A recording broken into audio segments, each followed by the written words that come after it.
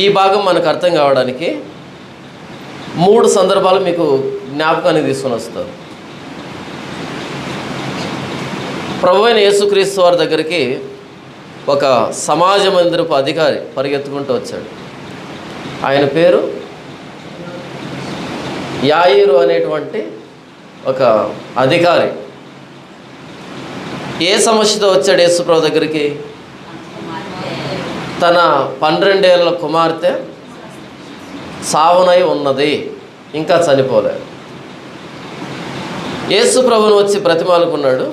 సరే పదా అని యేసుప్రభు సిద్ధమవుతున్న సమయంలో ఇంకొంతమంది దాసులు వచ్చి, నీ కుమార్తె ఇప్పుడే చనిపోయినది, ఎందుకు బోధకుని శ్రమ పెట్టుదువు?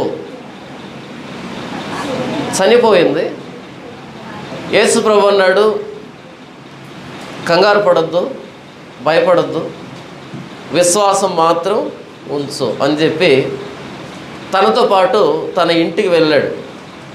అప్పటికే రోధించే వాళ్ళు వచ్చారు, పిల్లల గ్రోవులు ఊదుతున్నారు. అంతా చనిపోయినటువంటి వాతావరణం. యేసుప్రభు అన్నాడు, ఈ చిన్నది నిద్రించుతున్నది, ఎందుకు ఏడుస్తున్నారు అన్నాడు. వెంటనే అక్కడ ఉన్న వాళ్ళు ఆయన్ను పరిహాసం చేశారు, నవ్వారు. మేమంతా నిర్ధారణ చేసుకున్న తర్వాతే ఏడుస్తున్నాం, మా తెలీదా ఒక వ్యక్తి చనిపోయింది, నిద్రపోతూ ఉన్నది?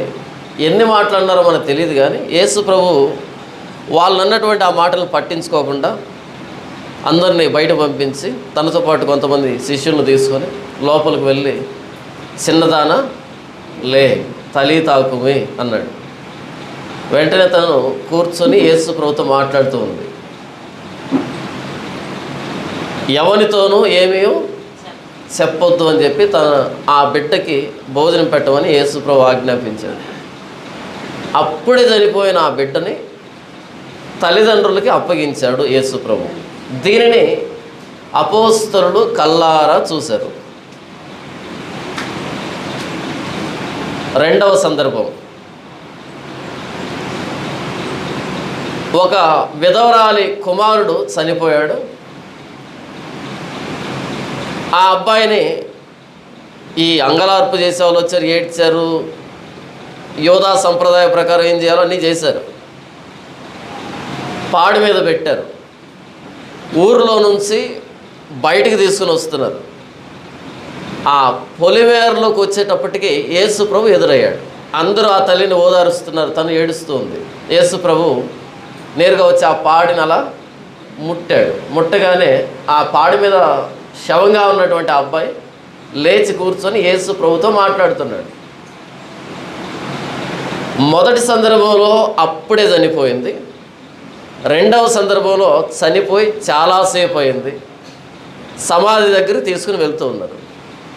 మూడవ సందర్భం, యేసుప్రభు ఒక ప్రాంతంలో బోధిస్తూ ఉన్నాడు.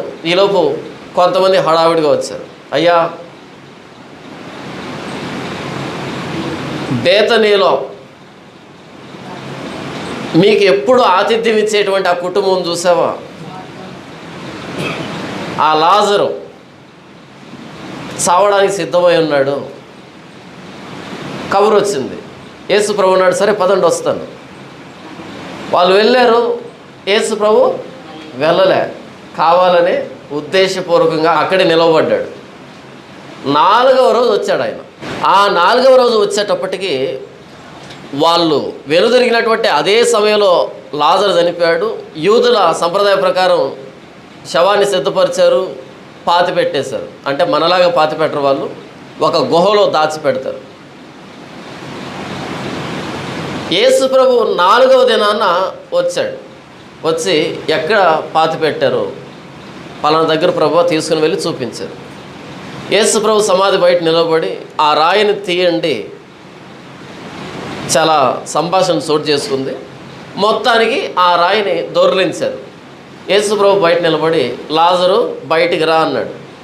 వెంటనే లాజరు ప్రేత వస్త్రాలు కట్టబడిన వాడై అలా నడుచుకుంటూ బయటకు వచ్చాడు. ఈ 3 సందర్భాల్లో అపోస్తలులు ప్రత్యక్ష సాక్షులు. మొదటి సందర్భాన్ని చూసిన వాళ్ళు రెండవ సందర్భాన్ని చూసి ఉంటారన్న గ్యారెంటీ లేదు. రెండవ సందర్భాన్ని చూసిన వాళ్ళు మూడవ సందర్భాన్ని చూసి ఉంటారన్న గ్యారెంటీ ఏమీ లేదు. కానీ అన్ని సందర్భాలకి ప్రత్యక్ష సాక్షులు అపోస్తలులు. దేనికి సాక్షులు? యేసు ప్రభు చనిపోయిన వారికి జీవాన్ని ఇవ్వడానికి సాక్షులు. అలా చనిపోయిన వ్యక్తులు బ్రతికించిన యేసు ప్రభు 3 సార్లు ఒకే విషయాన్ని అపోస్తలులకు చెప్పాడు. మత్తయి సువార్త 16వ అధ్యాయము 21వ వచనం. అప్పటి నుండి తాను యెరూషలేమునకు వెళ్ళి పెద్దల చేతను, ప్రధాన యాజకుల చేతను, శాస్త్రుల చేతను అనేక హింసలు పొంది చంపబడి 3వ దినమున లేచుట అగత్యమని యేసు తన శిష్యులకు తెలియచేయ మొదలుపెట్టగా. ఏం చెప్పాడు యేసు ప్రభు? మనం యెరూషలేముకి వెళ్తున్నాం, అక్కడ నన్ను పట్టుకుంటారు పెద్దలు, ప్రధాన యాజకులు, నన్ను అనేకమైన హింసలకు గురి చేస్తారు, చంపుతారు. అయితే అది అంతం కాదు, 3వ దినాన నేను తిరిగి లేస్తాను అని చెప్పాడు. ఒకటవసారి. రెండవసారి చూద్దాం. 17వ అధ్యాయము 22వ వచనంలో, వారు గలిలయలో సంచరించుచుండగా యేసు, మనిషి కుమారుడు మనుషుల చేతికి అప్పగింపబడిపోతున్నాడు, వారు ఆయనను చంపుదురు, 3వ దినమున ఆయన లేచునని వారితో చెప్పగా వారు బహుగా దుఃఖపడిరి. 3వ సందర్భాన్ని చూస్తే 20వ అధ్యాయము 17 నుంచి, యేసు యెరూషలేమునకు వెళ్ళనై ఉన్నప్పుడు ఆయన 12 మంది శిష్యులను ఏకాంతముగా తీసుకుని పోయి మార్గమందు వారితో ఇట్లా నేను సీక్రెట్గా చెప్తున్నాడు. ఆయన ఏకాంతమందు సీక్రెట్గా చెప్తున్నాడు, ఇదిగో యెరూషలేమునకు వెళ్ళుచున్నాము, అక్కడ మనిషి కుమారుడు ప్రధాన యాజకులకును శాస్త్రులకును అప్పగించబడును, వారు ఆయనకు మరణశిక్ష విధించి ఆయనను అపహసించుటకును, కొరడాలతో కొట్టుటకును, సిలువ వేయబడుటకును అన్యులకు ఆయనను అప్పగింతురు, 3వ దినమున ఆయన మరలా లేచును. చాలా స్పష్టంగా చెప్పాడు కదా. ఇందులో ఎలాంటి మర్మం లేదు. అపార్థం చేసుకోవడానికి, కన్ఫ్యూజ్ అవ్వడానికి, మరచిపోవడానికి ఎలాంటి ఆస్కారం లేదు. ఏకాంతం ముందు చెప్పాడంటే సీక్రెట్గా అలా తీసుకుని వెళ్ళి, ఏంటి ప్రభా సీక్రెట్గా తీసుకుని వస్తున్నాం? ఎందుకు తీసుకుని వచ్చారంటే, మనం ఇప్పుడు యెరూషలేముకి వెళ్తున్నాం, అక్కడ వెళ్ళగానే నన్ను ప్రధాన యాజకులు శాస్త్రులు పట్టుకుంటారు, పట్టుకుని నన్ను కొరడాలతో కొడతారు, హింసిస్తారు, అవమానిస్తారు, తర్వాత రోమీలకు అప్పగిస్తారు, రోమీలు నన్ను సిలువ మీద చంపుతారు, అలా చనిపోయిన నేను 3వ దినాన తిరిగి లేస్తాను అన్నాడు. మొదటిసారి యేసు ప్రభు యెరూషలేముకి వెళ్ళి నేను చనిపోతాను 3వ దినాన లేస్తాను అనగానే వెంటనే పేతురు చేయి పట్టుకున్నాడు. వద్దు ప్రభువా, అలా మాట్లాడుకో, అది నీకు దూరం అవును కాక అని పేతురు యేసు ప్రభువును గద్దించడం ప్రారంభించాడు. అప్పుడు యేసు ప్రభు, సాతానా నా వెనకకు పో, నీవు మనుషుల సంగతులు ఆలోచించుకొనిచున్నావు కానీ దేవుని సంగతులు నీవు ఆలోచించటం లేదు అని యేసు ప్రభు గద్దించాడు మొదటిసారి. మరలా అదే స్టేట్మెంట్ రెండవసారి రిపీట్ చేశాడు, మరలా అదే స్టేట్మెంట్ని 3వసారి రిపీట్ చేశాడు. అంతకంటే ముందు యేసు ప్రభు 3 వ్యక్తుల్ని, చనిపోయిన వ్యక్తిని బ్రతికించాడు. 3 సందర్భాలని కళ్ళారా చూశారు. 3 సార్లు ఒకే స్టేట్మెంట్ని చెప్పడం విన్నారు. ఆయన చెప్పినట్టుగానే సిలువ మీద చనిపోయాడు. చనిపోయిన తర్వాత ఆయన్ని దగ్గరలో ఉన్నటువంటి ఒక తోటలో అరిమతయి యోసేపు తాను తొలిపించుకున్న సమాధిలో సమాధి చేశాడు. దాన్ని కూడా చూశారు. ఇప్పుడు మార్కు సువార్త 16వ అధ్యాయము 1వ వచనం నుంచి నేను చదివి వినిపిస్తాను. విశ్రాంతి దినం గడిచిపోగానే మగ్దలేనే మరియు యాకోబు తల్లి అయిన మరియు సలోమే వచ్చి ఆయనకు పోయవలనని సుగంధ ద్రవ్యములు కొనిరి. ఇక్కడ కొందరు స్త్రీలు యేసు ప్రభు శరీరానికి పోయడానికి సుగంధ ద్రవ్యాలు కొన్నారు. ఎందుకు అంటే యేసు ప్రభుని 3 గంటలకి సెలవు మీద నుంచి దింపారండి. 3 గంటలకు ఆయన ప్రాణం పెట్టాడు. అర్ధగంట గంట ఆ ప్రాంతంలో మొత్తానికి హుటాహుటిన ఆయన్ను దించారు. ఈ అరిమతయి యోసేపు, నీకోదేము వాళ్ళ సొంత డబ్బుతో 120 సేర్ల ఎత్తు సుగంధ ద్రవ్యాలు తీసుకుని వచ్చి ఆయనకు పూసి తొందరగా సమాధిలో పెట్టేశారు. మరి ఆయన వెంబడించిన స్త్రీలు కానీ అపోస్తులు కానీ వీళ్ళు ఆ కార్యక్రమాలు చేయలే. వెంటనే విశ్రాంతి దినం వచ్చింది, వెంటనే సిద్ధపరిచే దినం వచ్చింది, విశ్రాంతి దినం. అలా ఓపిక పట్టారు. ఇక విశ్రాంతి దినం అయిపోగానే వెంటనే వెళ్ళి మా గురువు గారికి, మా బోధకుడికి, మా మెస్సియాకి మేము అంత్యక్రియలు చేయాలి మా వంతుగా. ఎందుకంటే అంతకుముందు అరిమత యోసేపు నీకోదేమో ఇరువురే అంత్యక్రియలు చేశారు, మరి మా వంతుగా చేయాలి కదా. కనుక వెళ్ళి సుగంధ ద్రవ్యాలు కొని ఆ సమాధి దగ్గరికి వస్తున్నారు. ప్రశ్న ఏంటంటే, ఇంతకీ వాళ్ళకి ఏం అర్థమైంది? ఆయన తిరిగి లేస్తా అన్నాడు. తిరిగి లేచేవాడికి అంత్యక్రియలు ఎందుకు? తిరిగి లేచేవాడికి అంత్యక్రియలు దేనికి? 3 సందర్భాలు చూపించాడు. 3 సార్లు ఒకే స్టేట్మెంట్ చెప్పాడు. ఒకే విషయాన్ని 3 సందర్భాలు చెప్పాడు, ఏకాంతంగా చెప్పాడు. వీళ్ళు మరలా సుగంధ ద్రవ్యాలు కొని ఆయనకు పోయాలని వెళ్తున్నారు. ఏమర్థమైంది? కొన్ని విషయాలు మనం వింటాం, దాన్ని మనం ఆలోచించం, వాటిని ఆలోచించం.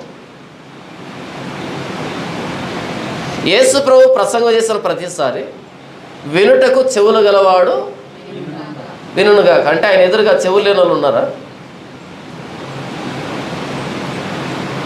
వినుటకు చెవులు గలవాడు వినుగాక అంటే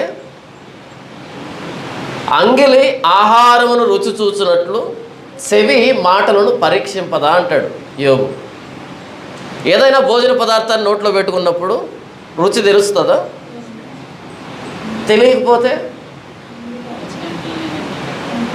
తెలియకపోతే ఏదో సమస్య. ఖచ్చితంగా తెలియాలి. మీరు ఎప్పుడైనా పాము కరిచిన వాళ్ళు ఉంటారు, పాము కాటేస్తారు కొంతమందిని. వెంటనే వాళ్ళకి ఒక వేరుని నోట్లో ఉంచుతారు. రుచి తెలుస్తుందా? మరలా కాసేపటి రుచి తెలుస్తుందా? మరలా కాసేపటి రుచి తెలుస్తుందా? ఎందుకు పదే అడుగుతున్నారు? ఏవో ఒక్కలు తీసుకొచ్చి నోట్లో వేస్తారు. రుచి ఉందా?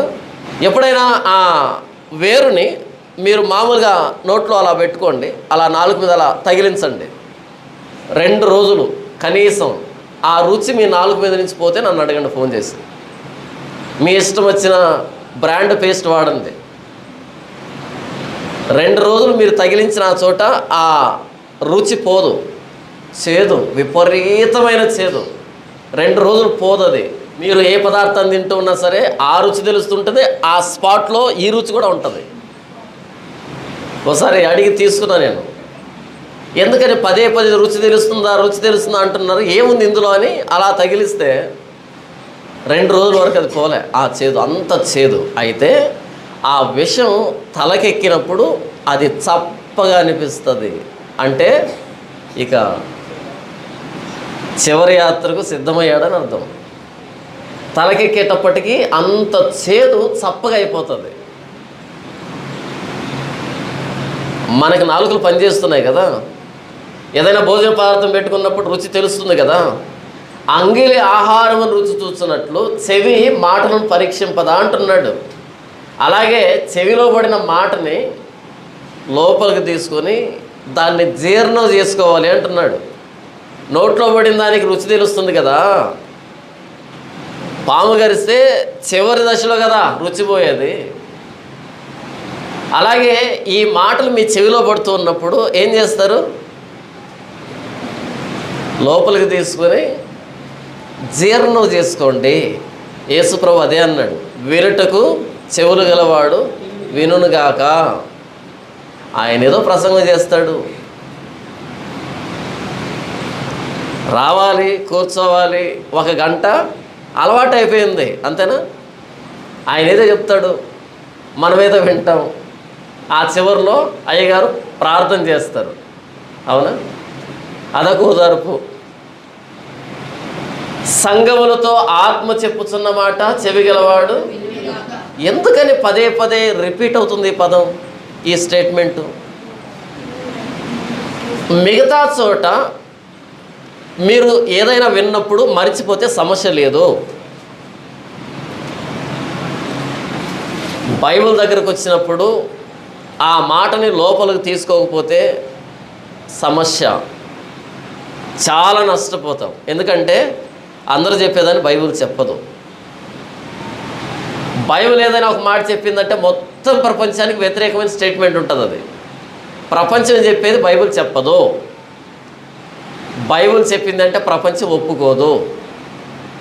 మొత్తం ప్రపంచం ఒకవైపు ఉంటే బైబిల్ ఒకటే ఒకవైపు ఉంటుంది. ఒకవైపు కాదు, వాటికి ఆపోజిట్లో ఉంటుంది. ఒకవైపు అంటే ఇటు మొలుకో అని అనుకుంటారు, కాదు, ఆపోజిట్లో ఉంటుంది. ఎంత నీది, ఏంటి నీది అంటుంది. బైబిల్లో ఒక మాట వినబడుతూ ఉన్నప్పుడు చెవిలో నుంచి ఎక్కడికి వెళ్ళాలి? అది అంతరంగంలోకి వెళ్ళాలి, జీర్ణం కావాలి. కొంతమంది అంటూ ఉంటారు, ఇటు విని ఇటు వదులుతారంట. బైబిల్లో మాటలు ఇలా వెళ్ళకూడదన్నమాట.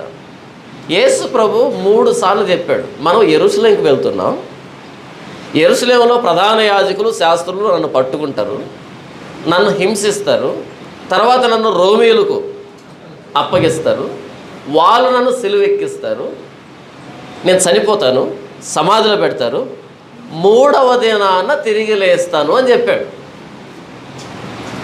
అది విని పేతురు చేయబట్టుకొని, ప్రభువా వద్దు ప్రభు, అలా మాట్లాడుకో అన్నాడు. మరి నువ్వే కదా అంత ఎమోషనల్ అయింది. మరి ఇప్పుడు ఎందుకని సమాధి దగ్గరికి వెళ్ళకుండా ఎందుకని దాక్కున్నావు? ఎందుకని యేసు ప్రభు తిరిగి వస్తాడని మిగతా వాళ్ళని బలపరచలేదు? విన్నారు, ఆ విన్నదాన్ని లోపలికి తీసుకోలే. చనిపోయిన వారిని యేసు ప్రభు బ్రతికించాడు, చూశారు. ఆ సమయంలో ఏదో ఒక ఎక్సైట్మెంట్, ఏదో ఒక ఆనందం, తెలియని ఒక ఉద్రేకం, అది అయిపోగానే మరలా నార్మల్ అయిపోయారు, మరలా మామూలుగా అయిపోయారు. ఒక చనిపోయిన వ్యక్తి బ్రతకడం అన్నది మామూలు విషయమా? మామూలు విషయం కాదు కదా. మరి అంత సులభంగా అంత తొందరగా ఎలా మర్చిపోయారు మీరు? అది ప్రశ్న. ఆయన పదే పదే అదే విషయాన్ని, నేను చనిపోతాను తిరిగి లేస్తానని చెప్తూ ఉంటే ఎలా మర్చిపోయారు? ఆయన చనిపోయినప్పుడు ఆయన సమాధిలో ఉన్నాడు, మీరు ఎలా మర్చిపోయారు? అది ప్రశ్న. ఎందుకు నేను పదే పదే పునరావృతం చేస్తున్నాను అంటే, ఆయనతో పాటు ఉన్న వాళ్ళకి ఆయన ఏం చెప్పాడో అర్థం కాలే. ఆయన లేని ఈ 2000 సంవత్సరాల తర్వాత ఇప్పుడు నేనేం మాట్లాడుతున్నానో మీకు అర్థం కాదు అని నాకు తెలుసు కాబట్టి మరలా చెప్తున్నాను. ఆయనతో పాటు ఉన్న వాళ్ళకే ఆయన ఏం చెప్పాడో అర్థం కాకపోతే, ఆయన ఏం చేస్తున్నాడో అర్థం కాకపోతే, ఆయన లేని ఈ 2000 సంవత్సరాల తరువాత ఇలా నేను వివరిస్తూ ఉంటే మీకు కూడా ఏమీ ఎక్కదు అని చెప్తున్నా. లోపలికి వెళ్తే ధన్యులు, అర్థమైతే ధన్యులు. కానీ మీకు అర్థమవుతుందని నేను అనుకోవట్లే, అర్థం కాదనే బోధిస్తున్నా. ఎవరికో ఒకరికి ఎక్కుతుంది, ఆ ఒక్కరి కోసం మాట్లాడుతున్నా, అందరి కోసం కాదు. డిస్క్లైమర్ ఇది. మీ పాస్టర్ని ఏమైనా ప్రార్థన చేశారంటే, ప్రభు మా అందరితో మాట్లాడు ప్రభు అన్నాడు. ఉత్తిరే. నేనేమంటున్నాను అంటే, ఎవరికో ఒక్కరికే ఇది ఎక్కుతుంది. ఒకవేళ మా అందరితో మాట్లాడు ప్రభు అన్నది నిజమైతే ఈ పాటికి మీరందరూ మారిపోయి ఉండాలి. అదో ప్రేజు అలవాటు అయిపోయింది కదా. నేను కూడా అలాగే చేస్తాను ప్రార్థన, అందరూ అలా చేస్తాం. అదే అంటున్నా, మనం మాట్లాడే విషయాలు మనకే తెలియదు అంటున్నా, మనం వింటున్న విషయాలు మనకే అర్థం కాలేదు అంటున్నా. ఆ రోజు వాళ్ళకే అర్థం కాలే, మనకు అర్థమవుతుందా? ఇప్పుడు చూడండి, విశ్రాంతి దినం గడిచిపోగానే మగ్దలేన మరియు యాకోబు తల్లి అయిన మరియు సలోమయ వచ్చి ఆయనకు పోయవలనని సుగంధ ద్రవ్యం కొనిరి. వారు ఆదివారం పెందలకడ లేచి బయలుదేరి సూర్యోదయమైనప్పుడు సమాధి యొద్దకు వచ్చుచుండగా, సమాధి ద్వారము నుండి మన కొరకు ఆ రాయి ఎవడు పొర్లించునని ఒకరితో ఒకరు చెప్పుకొనిచుండ్రి. వాళ్ళ బాధ ఏంటంటే, ఆ రాయి ఎవరు తీస్తారు? ఎందుకంటే వీళ్ళు ఆ బాడీని ప్రిపేర్ చేసి సిద్ధపరిచి లోపల పెట్టారు, రాయి దొర్లించారు, అంతవరకు చూశారు. ఇక లోపల పెట్టేశారు కదా, మనం సిద్ధపరిచే దినం వచ్చింది. ఇమ్మీడియట్గా ఇంటికి వెళ్ళి, అంటే వాళ్ళ బస దగ్గరికి వెళ్ళి ఆ విశ్రాంతి దినాన్ని అంతా అయిపోయిన తర్వాత మరలా వద్దాం అని వెళ్ళారు. ఈ గ్యాప్లో ఏం జరిగిందంటే, ఈ మేధావులు ఎవరైతే ఉన్నారో, యేసుప్రభుని సిలువెక్కించిన మేధావులు, వీళ్ళు వెళ్ళి పిటిషన్ పెట్టుకున్నారు. అయ్యా, ఆ వంచకుడు సజీవుడై ఉన్నప్పుడు ఒక మాట చెప్పాడు. వీళ్ళని గుర్తుంది బాగా, శిష్యులు గుర్తుకు లేదు. అపోజిషన్ బాగా గుర్తుంటుంది. మనం ఏం మాట్లాడుకుంటుంది, లోపల ఉన్న వాళ్ళకి అస్సలు ఎక్కదు. అది వచ్చిన సమస్య.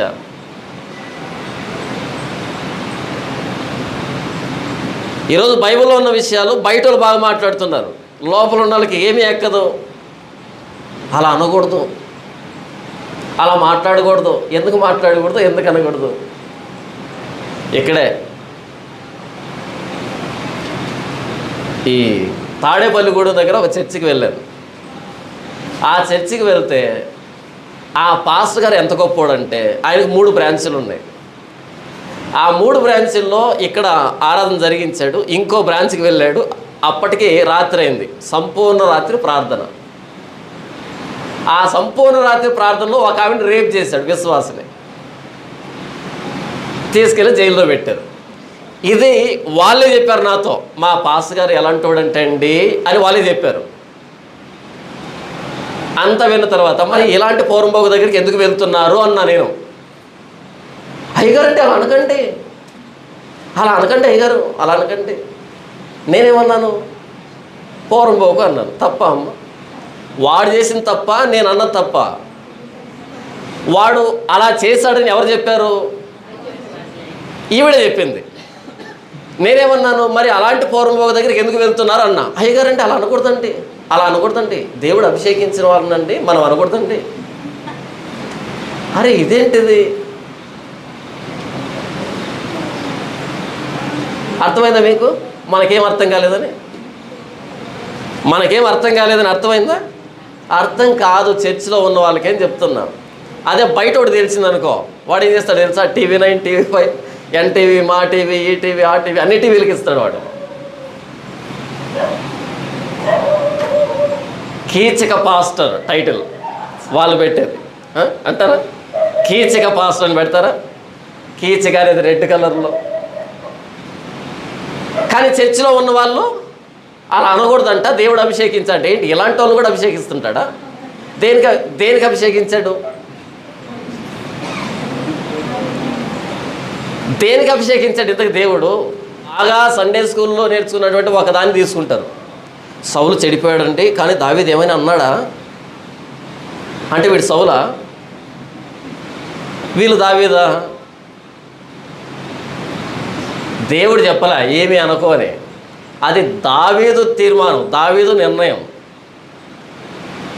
కానీ ఫిలిస్తీయులు సౌలును దేవుడు అభిషేకించాడు కదా అని ఊరుకున్నారా? అసలు ఫిలిస్తీయులకి సౌలుని ఎవరు అప్పగించారు? దేవుడే. దేవుడే. ఏంటి, కర్ణ పిశాచి దగ్గరికి వెళ్తావా? నేనేమంటున్నాను అంటే, కొన్ని విషయాలు మనం వింటాం కానీ వాటిని ఆలోచించం. ఎందుకో ప్రధాన యాజకులు గుర్తుంది. అయ్యా, ఆ వంచకుడు సజీవుడై ఉన్నప్పుడు 3వ దినాన్ని లేస్తా అని చెప్పాడు. అపోస్తులు గుర్తుకు లేదు, అపోస్తులు గుర్తుకు లేదు, ఆయనతో పాటు తిరిగిన వాళ్ళు గుర్తుకు లేదు. ఎవరు గుర్తుంది? అపోజిషన్ గుర్తుంది. ఆయన చెప్పిన ప్రతి స్టేట్మెంట్ గుర్తుంది.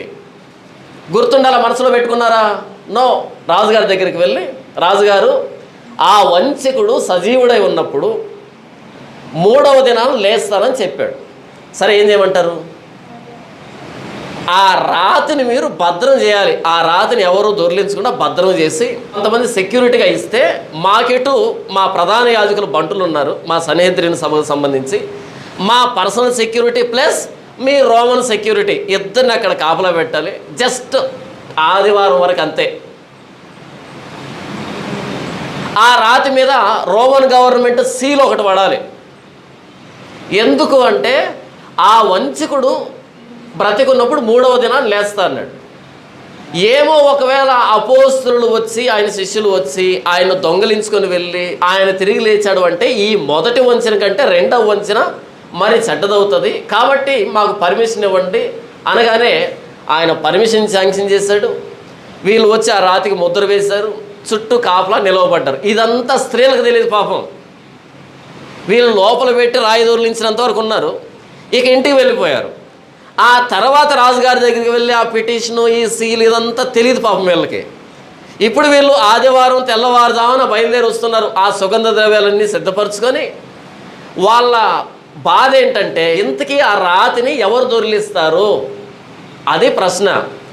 ఈ తతంగం అంతా తెలియదు పాపం వీళ్ళకి. ఇంతకీ ఆ రాతిని ఎవరు దొర్లిస్తారు?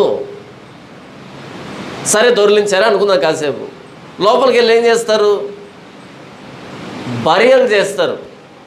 వీళ్ళ వంతుగా వీళ్ళు ఎక్స్ట్రా సెంటు కొడతారు, అంతేనా? 3 రోజులకేమీ పెద్దగా వాసన ఏం కొట్టదు, పైగా ర్యాప్ చేశారు, చుట్టారు, కాబట్టి వాసన బయటికి రాదు. కాబట్టి దాని మీద మా వంతుగా ఏదో ఒకటి చేసి మా భక్తిని చాటుకుంటాం, మా గురువుగారి పట్ల, మా బోధకుడి పట్ల, మా మెస్సియా పట్ల.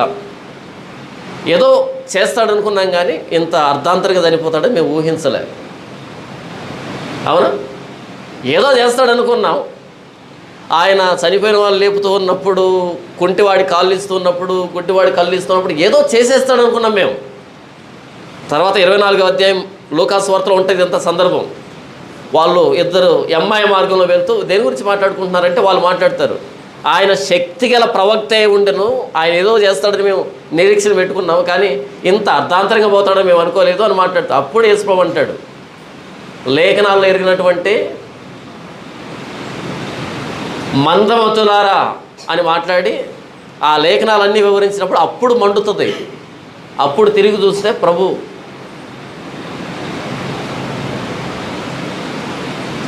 యేసు ప్రభు ఏదో చేస్తాడనుకున్నామంటే ఇంత అర్ధాంతరంగా చనిపోతాడని మేము ఊహించలేదండి. ఆ రాతిని ఎవరు దొరిలిస్తారు? ఇది పెద్ద ప్రశ్న. అలా వెళ్తున్నారు ఆ సమాధి దగ్గరికి. 4వ వచనం, వారు వచ్చి కన్నులెత్తి చూడగా రాయి పొర్లింపబడి ఉండట చూసిరి, ఆ రాయి ఎంతో పెద్దది. వాళ్ళు వచ్చేటప్పటికి రాయి పొర్లించబడి ఉంది, చాలా పెద్ద రాయి అది. ఒక థియోలాజియన్ ఏమంటాడంటే, ఒక బైబిల్ మేధావి, ఆ రాయి ఎందుకు దొర్లించబడింది అంటే యేసుప్రభు బయటికి రావడానికి కాదు, సమాజం లోపలికి వెళ్ళడానికి అంటాడు. యేసుప్రభు బయటికి రావడానికి కాదు రాయి దొర్లించబడింది, ఆయన అలా బయటకు వచ్చాడని లేదు, మిగిలిన వాళ్ళు వెళ్ళి చూసి కన్ఫర్మ్ చేసుకోవడానికి ఆయన లేచాడు అని. అలాగే మూసిపెట్టబడి ఆయన లేడు లోపల అంటే ఎవరు నమ్ముతారు? కాబట్టి సమాజం లోపలికి వెళ్ళి నిర్ధారణ చేసుకోవడానికి రాయి దొర్లించబడింది. 5వ వచనం, అప్పుడు వారు సమాధిలో ప్రవేశించి తెల్లని నిలువుటంగి ధరించుకుని ఉన్న ఒక పడుచువాడు కుడివైపున కూర్చుని ఉండట చూచి మిగులు కలవరపడిరి. లోపల వెళ్ళగానే ఒక పడుచువాడు, ఒక దేవదూత చూసి కలవరపడ్డారు. 6వ వచనం, అందుకతడు కలవరపడకుడే, సిలువ వేయబడిన నజరేయుడు యేసును మీరు వెదకుచున్నారు, ఆయన లేచి ఉన్నాడు, ఇక్కడ లేడు. ప్రభువైన యేసుక్రీస్తు వారు లేచాడని మొట్టమొదట ఎవరితో చెప్పారు? దేవదూతలు స్త్రీలతో చెప్పారు. యేసు ప్రభు తిరిగి లేచాడన్నటువంటి మాట మొట్టమొదట ప్రకటించింది దేవదూతలు. ఆయన తిరిగి లేవడాన్ని పునరుద్ధానం అంటాం కదా, పునరుద్ధాన వార్తని మొట్టమొదట ప్రకటించింది అపోస్తలులు కాదు, దేవదూతలు. యేసు ప్రభు పుట్టాడని ఎవరు ప్రకటించారు? దేవదూతలే. యేసు ప్రభు పుడతాడని ఎవరు ప్రకటించారు? దేవదూతే. ఎందుకు నేను ఇలా చెప్తున్నాను అంటే, యేసు ప్రభువును గురించినటువంటి సమాచారం మొట్టమొదట అందించబడింది పరసంబంధమైన వ్యక్తుల చేత, దేవదూతల చేత. మనుషులు కల్పించినటువంటి స్టోరీ కాదు ఇది. వాళ్ళు అందించారు, మనం ఒకరికొకరికి అందించుకుంటున్నాం. రన్నింగ్ రేస్ ఉంటుంది, రిలే రన్నింగ్ రేస్ అని ఐడియా ఉందా? ఒక చిన్న బేటన్ ఉంటుంది, ఒక చిన్న కట్టు ఉంటుంది. మొదటి వ్యక్తి పరిగెత్తుకుంటూ వెళ్ళి రెండో వ్యక్తికి అందిస్తాడు, ఆ వ్యక్తి పరిగెత్తుకుంటూ వెళ్ళి మూడో వ్యక్తికి అందిస్తాడు. అవునా? ఈ బేటన్ని, ఈ చిన్న కట్టెని సువార్త అనుకుంటే మొట్టమొదట మానవుడికి అందించింది ఎవరంటే దేవదూతలు. అపోస్తులు తీసుకొని తర్వాత తరానికి అందించారు, వాళ్ళు తీసుకొని తర్వాత తరానికి అందించారు, వాళ్ళు తీసుకొని తర్వాత తరానికి అందించారు. 2000 సంవత్సరాల తర్వాత నేను మీకు అందించే ప్రయత్నం చేస్తున్నా. ఎవరు అందుకుంటారో మీ ఇష్టం. 2000 సంవత్సరాల తర్వాత దేవదూతల ద్వారా అప్పగించబడినటువంటి ఆ పునరుద్ధాన వార్తని ఈరోజు నా చేతిలోకి వచ్చింది, నాకు అవకాశం వచ్చింది. నేను ఈ వీడియో ముఖంగా లేదా మీ అందరికీ ఆఫర్ చేస్తున్నా. ఎవరు ఈ పునరుద్ధాన వార్తని తీసుకుంటారు, ఎవరు ఈ పునరుద్ధాన వార్తని నెక్స్ట్ జనరేషన్కి, ఆ వచ్చే తరానికి అందిస్తారు?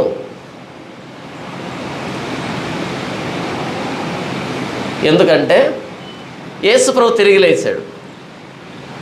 ఆయన తిరిగి లేచాడు, ఇక్కడ లేడు అనే మాట దేవదూతలు చెప్తే ఆ బయట ఇంకొంతమంది మేధావులు ఏమన్నారు అంటే, ఆయన తిరిగి లేవలేదు, ఆయన శిష్యులు వచ్చి ఎత్తుకుని వెళ్ళిపోయారు, మేము నిద్రపోతున్నాం, ఫుల్ డ్యూటీ కదా, ఒకటే డ్యూటీలో ఉన్నాం కాబట్టి రాత్రి కాస్త అలా కునుకు తీసాం, ఈ టైంలో ఎత్తుకుని వెళ్ళిపోయారు అని ఇంకొక వార్త పుట్టింది. దాన్ని కూడా క్యారీ ఫార్వర్డ్ చేస్తున్నారు ఇప్పటికీ. యేసుప్రభు శిలువ మీద చనిపోలేదండి, చనిపోయినట్టుగా కనిపించాడంట. మనం భ్రమపరచబడ్డామంట, క్రైస్తవులైన మనం భ్రమపరచబడ్డామంట. యేసుప్రభు శిలువ మీద మూర్ఛిల్లాడంట, మూర్ఛ వచ్చిందంట, ఆయనకి బ్లడ్ లాస్ అయిందంట, కాబట్టి మూర్ఛిల్లాడంట. అన్కాన్షియస్ అయిపోతే చనిపోయాడని భ్రమపడి ఆయన దించి సమాధిలో పెట్టారంట. అలా లోపల పెట్టగానే అపోస్తులు ఆయన సీక్రెట్గా దొంగలించి ఆయన్ని ఎడ్ల బండి మీద ఎక్కించి మన కాశ్మీర్కు వచ్చాడంట యేసు ప్రభు. ఇక్కడికి వచ్చి చూసారా మన భారతదేశం ఎంత గొప్పదో. అలా చెప్పిన వాడిని ఇంత బల్లిని తీసి గుండెల్లో దడేరుని పొడవాలి, పొడిచి ఇప్పుడు వెళ్ళరా 3వ దినాన్న కాశ్మీర్కి అని చెప్పాలి, అప్పుడు నమ్ముతాం అని చెప్పాలి.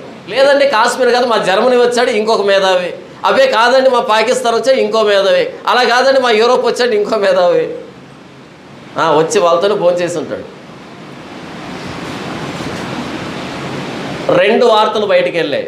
దేవదూతలు అందించింది ఏంటంటే ఆయన తిరిగి లేచాడు, ఆయన ఇక్కడ లేడు. దేవదూతలు అందించినటువంటి వార్త అపోస్తలులు ప్రతి తరానికి అందించుకుంటూ వస్తున్నారు. శాస్త్రులు పరిసయ్యులు వాళ్ళు కూడా ఒక వార్తను అందించారు, అది కూడా చాలా స్పీడ్గా ఒకరొకరు అందించుకుంటున్నారు. నిజం చెప్పులు వేసుకునే లోపు అబద్ధం ఊరంతా తిరిగి ఎదురొస్తుందంట. నిజం చెప్పులు తొడుక్కునే లోపు అబద్ధం ఏం చేస్తుందంట, ఊరంతా తిరిగి ముచ్చట్లని చెప్పి ఎదురొస్తుందంట. ఈ నిజం ఎప్పటికి బయలుదేరి వెళ్ళేది ఊరంతా, అప్పటికే అబద్ధం వెళ్ళింది, అందరికీ నాటుకుపోయింది. నిజం రుచిగా ఉంటుందా, అబద్ధం రుచిగా ఉంటుందా? అబద్ధమే రుచిగా ఉంటుంది. ఈరోజు క్రైస్తవ్యాన్ని లేకుండా చేయడానికి, క్రైస్తవ్యం మీద ఎన్ని సిద్ధాంతపరమైన దాడులు, ఎన్ని భౌతికమైన దాడులు, అబద్ధాన్ని ఒక తరం నుంచి ఇంకో తరానికి అందించే వాళ్ళు చాలా షార్ప్గా ఉన్నారు, తరోగా ప్రిపేర్ అవుతున్నారు, చాలా కృషి చేస్తున్నారు. వాళ్ళు నిజాన్ని అందించే వాళ్ళు నిద్రపోతున్నారు. ఇక్కడ చాలామంది చదువుకున్నారు కదా, చదువుకున్నారా? డిగ్రీ చదివిన వాళ్ళు ఉన్నారు ఎవరన్నా? డిగ్రీ, ఇంటర్మీడియట్ ఉన్నారా లేరా? చెయ్యి పైకెత్తండి.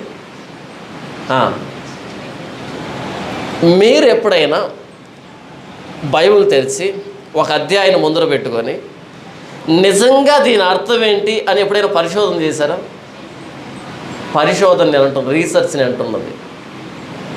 ఏ గ్రంథాలు తిరిగేశారు? పోనీ పరిశోధన అంటే మీకు అర్థం కాలేదు కానీ ఏ గ్రంథాలు తిరిగేశారు అన్న, అదేంటన్నా అంటారా?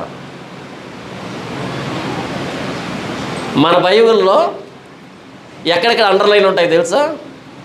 భయపడకు నేను నీకు తోడై ఉన్నాను, నిశ్చయముగా నేను నిన్ను దీవించదు, ఆశీర్వదించదు. మీదిటికి ఈ సంవత్సరానికి కౌగిట్లో మగబెట్టి ఉంటాడు. బాగుపడమేక అక్కడే ఉంటాం అంతే. సమయం సందర్భం ఏమి వద్దు, మనకేం కావాలా? నిన్ను స్వస్థపరచు యెహోవాను నేనే. వచ్చిన స్వస్థత రాలేదు కదా, రాదు, రాకూడదు. నీలాంటి వాళ్ళకి వస్తే ప్రమాదం. అబద్ధాన్ని ఒక తరం నుంచి ఇంకో తరానికి అందించే వాళ్ళు చాలా షార్ప్గా ఉన్నారు. బైబిల్ తప్పు అని వాదించే వాళ్ళు చూడండి, పటా పటా పటా పటా మాట్లాడుతుంటారు. ఏది ఇచ్చినా సరే తప్పిమని సమాధానం వస్తుంది. ఇటువైపు నుంచి బైబిల్ సమర్థించే వాళ్ళు ఉంటారు కదా, దేవుడు చూసుకుంటానులే, దేవుడు శిక్షిస్తాను నిన్ను, దేవుడు గద్దిస్తాను నిన్ను, దేవుని ఉగ్రతకు లోనవుతావు. సవట మాట్లాడతారు వీటిని. దేవుడు చూసుకునేది నీ చేతిలో బైబిల్ లేదా? నువ్వు చూసుకోలేవా? అంత ఓపిక ఎక్కడిదన్నా? ఒక అర్ధగంట కూర్చొని బైబిల్ చదవడమా? ఆ అర్ధగంటలో ఒక జబర్దస్త్ స్కిట్ చూడొచ్చు కదా. టైం వేస్ట్ ఎందుకు అని చెప్పు. బైబిల్ తోటి నవ్వితే ఆరోగ్యానికి మంచిదంట. ఇక్కడ నవ్వు, అక్కడ ఏడుతూ, కానీ అక్కడ పండ్లు కొరుకుతాయో ఉంటాయి కదా. ఇక్కడ జబర్దస్తులు బాగా చూడు. యేసు ప్రభు మరణ సమాధి పునరుద్ధానాలు గురించినటువంటి ఈ వార్తని ఇంకో తరానికి అందించేటువంటి ఆ బాధ్యత కలిగిన క్రైస్తవ్యం నిద్రపోతుంది బైబిల్ను దిండు కింద పెట్టుకొని. మీరంతా బైబిల్ మోస్తారు, అద్భుతంగా మోస్తారు మీరు, అవునా? కర్ణం మల్లేశ్వరి వెయిట్ లిఫ్టింగ్ ఎత్తినట్టుగా ఆదివారం అలా బైబిల్ ఎత్తుకొని చర్చికి వస్తారు, మరలా ఇక్కడి నుంచి ఎత్తుకొని ఇంట్లో పెడతారు, అంతే. అంతకు మించి ఇంక వేరే పనే ఉండదులేండి బైబిల్తో. ఏమైనా పని ఉందా? ఎప్పుడైనా పీడకలలు వచ్చినప్పుడు గబగబా తీసుకొని తల కింద పెట్టుకుంటాం, పీడకలలు రాకుండా. అది క్రైస్తవ్యాన్ని బట్టిన పీడ. నిజాన్ని ఒక తరం నుంచి ఇంకో తరానికి అందించే వాళ్ళు లేరు. అందుకని పుట్టగొడుగులు పుట్టినట్టుగా పుట్టే ఈ కార్పొరేట్ చర్చలు. దేవుడు మిమ్మల్ని దీవిస్తాడు, మిమ్మల్ని ఆశీర్వదిస్తాడు, మీకు అది చేస్తాడు, మీకు ఇది చేస్తాడు. ఎక్కడ పట్టినా ఇదే వార్త. రోత పుడుతుంది నాకైతే. ఏంట్రా బైబిల్ చదవరా? మీకు బైబిల్ వద్దా? అలాంటి వాడు పడేయండి. ఎందుకు మీకు బైబిల్? ఎంత కోపం వస్తుంది, ఎంత బాధ వస్తుంది అంటే వెంటనే ఫోన్ చేస్తారన్నా, వాడు ఇలా ప్రశ్న అడిగాడన్నా, దీనికి సమాధానం ఏంటి? నీకు తెలియదా? నువ్వు చదువుకోలేదా? నాకెందుకు తెలుస్తాయి, నీకెందుకు తెలియదు? బైబిల్ అమ్ముడు పోతున్నాయి, బైబిల్ అర్థం చేసుకునే వాళ్ళు లేరు. బైబిల్ బుక్ స్టోర్కి వెళ్తే బైబిల్ రీసెర్చ్ ఓరియంటెడ్ పుస్తకాలు ఉంటాయి, రీసెర్చ్ చేసినటువంటి పుస్తకాలు. వాళ్ళ జీవితాలు త్యాగం చేసి బైబిల్ నిరూపించడానికి రీసెర్చ్ చేసి పుస్తకాలు రాసి ఉంటారు. ఈ సైజు ఉంటాయి పుస్తకాలు. అది తగలరే మన వాళ్ళు. ఏం తగులుతాయి తెలుసా? వాళ్ళ అయ్యగారి జీవిత చరిత్ర ఉంటాయి అక్కడ. ఉదాహరణకి ఏసన్న జీవిత చరిత్ర అంటే టపీమని తీసుకోవడం, డబ్బు ఇవ్వడం, తీసుకుని వెళ్ళడం. ఇప్పుడు ఏసన్న గారి జీవిత చరిత్ర అంత అవసరమా నీకు? ఏసై జీవిత చరిత్ర వద్దా? హెబ్రోన్ వాళ్ళు అయితే బక్సింగ్ గారి జీవిత చరిత్ర, బ్రదర్ అన్న వాళ్ళు అయితే స్మైలస్ ఫాక్స్ గారి జీవిత చరిత్ర, హోసన్న మినిస్టర్ అయితే ఏసన్న గారి జీవిత చరిత్ర, దగ్గరలో సతీఫన్న పోతే సతీఫన్న గారి జీవిత చరిత్ర. జీవిత చరిత్ర కావాలా నీకు? యేసుప్రభు జీవితం వద్దా? ఎవరు చెప్తారు? ఎవరు అందిస్తారు ఈ వార్తని? నెక్స్ట్ జనరేషన్కి ఎవరు అందిస్తారు? రీసెర్చ్ ఓరియంటెడ్గా ఎప్పుడైనా బైబిల్ చదివావా? బైబిల్లో ఉన్న వచనానికి నిజమైన అర్థం ఏంటి అని ఎప్పుడైనా ఆలోచించావా? ఎందుకని నీ బైబిల్ అండర్లైన్లు ఉన్నాయి అంటే ఎప్పుడు చదవదు నువ్వు? ఇవి నేను నాకు రెఫరెన్స్ చెప్పాను అనుకో, ఇమ్మీడియట్గా తీసుకుని అండర్లైన్ చేస్తారు. అంటే నువ్వు చదవలేదు ఎప్పుడు దాన్ని? బద్ధకం కదా నీకు? నా బైబిల్ ఎక్కడ అండర్లైన్లు ఉండవు. ఎందుకు ఉండవు తెలుసా? అండర్లైన్ చేస్తే అది టపీమని గుర్తు వస్తుంది, కనబడుతుంది. అది అండర్లైన్ చేయలేదనుకో కనబడుతుంది, కాబట్టి వెతుకుతాను. అంటే పదే పదే అదొక ఎక్సర్సైజ్ లాగా ఉంటుంది. నేనేం చెప్తున్నాను అంటే, మొట్టమొదట ప్రభు అయిన యేసుక్రీస్తు వారు తిరిగి లేచాడని దేవదూతలు చెప్పారు. అక్కడి నుంచి ఈ వార్త మన తరానికి వచ్చింది. ఇప్పుడు యేసు ప్రభు తిరిగి లేవలేదని పరిసయ్యులు శాస్త్రులు చెప్పారు. అక్కడి నుంచి ఈరోజు మిగిలిన మతాలకు ప్రాకింది.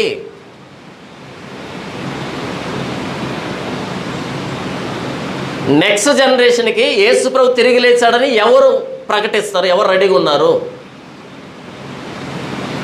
ఈరోజు పుట్టగొడుగులాగా పుట్టుకొచ్చినటువంటి ఈ కార్పొరేట్ చర్చిలు కానీ, ఈ సోకాల్డ్ చర్చెస్ కానీ ఈ వార్తను అందించట్లే. చెత్తను అందిస్తున్నారు. నిన్ను దీవిస్తాడు దేవుడు, ఆశీర్వదిస్తాడు దేవుడు. అపోస్తులు ఒక్కసారి కూడా ప్రయోగించాలి ఆ పద ప్రయోగాన్ని. అసలు అపోస్తులు అలాంటి ఎక్స్పెక్టేషన్ లేదు వాళ్ళకి. దేశ దిమ్మరులై కుటుంబాన్ని వదిలిపెట్టి దేశాలు వెళ్ళిపోయారు. ఎక్కడ చచ్చిపోయారో తెలియదు పాపం. అలా పట్టుకొని వెళ్ళిపోయారు సువార్తను, అంతే. తిరిగి రాలే, ఒకరినొకరు చూసుకోలే. అలా వెళ్ళడమే, తిరిగి రావడమే లేదు. ఎవరు ఏ దేశంలో పోయారు, ఎంత దారుణంగా చచ్చిపోయారు, వాళ్ళు మాత్రం దేవుడు దీవించడం. జబర్దస్తు మాననటువంటి, ఏ బూతులు మాననటువంటి, పొరపాటును కూడా బైబిల్ చదవనటువంటి మనల్ని దేవుడు ప్రతిరోజు దీవిస్తూనే ఉంటాడు. అవునా? వాళ్ళని మాత్రం దేవుడు దీవించలే.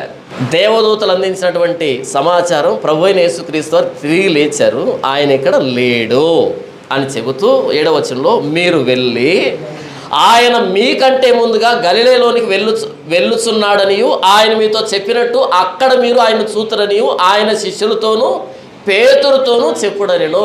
పేతురు 3 సార్లు బొంకాడు, 3 సార్లు అబద్ధం చెప్పాడు. నాకు యేసుప్రభు తెలియదని. నేను చూశాను పేతురు వైపు, బాగా బాధపడ్డాడు, సంతాపంలో ఉన్నాడు. యేసుప్రభు నన్ను వదిలిపెట్టేశాడు, నేను బాధపడుతున్నాడు. పేతురుతో మరి ముఖ్యంగా చెప్పండి, నిన్ను అడిగాడని చెప్పండి. యేసుప్రభు నిన్ను అడిగాడని చెప్పండి. నేను మాట్లాడతా పేతురుతో. అయితే ఈలోపు యేసుప్రభు పదే నిన్ను అడిగాడు. తక్కిన శిష్యులతో చెప్పమన్నాడు, ప్రత్యేకించి పేతురుతో చెప్పమని అన్నాడు. నేను వదిలిపెట్టలే యేసుప్రభు, ఈ మాట చెప్పండి వెళ్ళి అని దేవదూతలు చెప్పారు. 8వ వచనం, వారు బయటికి వచ్చి విస్మయము నొంది వణకుచు సమాధి ఎదుట నుండి పారిపోయారు. వారు భయపడినందున ఎవరితోనూ ఏమీ చెప్పలేదు. ఎందుకు భయపడ్డారు, ఎందుకు వణికారు, ఎందుకు విస్మయం పొందారు, ఎందుకు చెప్పలేదు? దేవదూతలు చెప్పినా నమ్మలే. వాళ్ళ లాజిక్కి, రీజనింగ్కి అందటంలే. ఏంటి, యేసుప్రభు బ్రతికాడా? వాళ్ళు వచ్చింది బాడీని ప్రిపేర్ చేద్దామని, సమాధి కార్యక్రమాన్ని చేద్దామని. ఇక్కడ వచ్చిన సమాచారం ఆయన లేడని. యేసుప్రభు తిరిగి లేపి చూపించాడు చనిపోయిన వారిని. యేసుప్రభు పదే చెప్పాడు. ఇప్పుడు ఎవరో కొత్త వ్యక్తి మనిషిలాగా కనిపించుంటే మనిషి అనుకుందాం కాసేపు, మనిషి అయినా సరే గుర్తుకు తెచ్చాడు కదా. ఆయన మీకంటే ముందుగా గలిలయలోనికి వెళ్తాడని మీతో చెప్పాడా? అక్కడ కనుకుంటారు మీరు ఆయన్ని. ఆయన లేడు, ఆయన లేచాడు. ఓకే, మనిషి అయినా సరే ఆయన యేసుప్రభు చెప్పిన మాటనే రిపీట్ చేస్తున్నాడు, నమ్మాలి. లేదు దేవదూతలాగా కనిపించినా సరే దేవదూత చెబితే తిరిగే ఉందానికి నమ్మాలి. వీళ్ళు ఏం చేయాలి? పరుగును వెళ్ళి చెప్పాలి, పేతురుతో చెప్పాలి, మిగిలిన శిష్యులతో చెప్పాలి. చెప్పలేదంట, భయపడ్డారంట. ఎందుకు భయపడ్డారు, ఎందుకు విస్మయం పొందారు, ఎందుకు కలవరపడ్డారు, ఎందుకు ఎవరితో చెప్పలేదు, ఎందుకు వణికిపోయారంటే ఆ మాట సాధారణమైన మాట కాదు. యేసుప్రభు తిరిగి లేచాడు అన్నది సాధారణమైన మాట కాదు అది. ఎందుకంటే ఆయన చనిపోయింది అలా టీ తాగి నిద్రలో పోలే, అత్యంత దారుణంగా చనిపోయాడు ఆయన.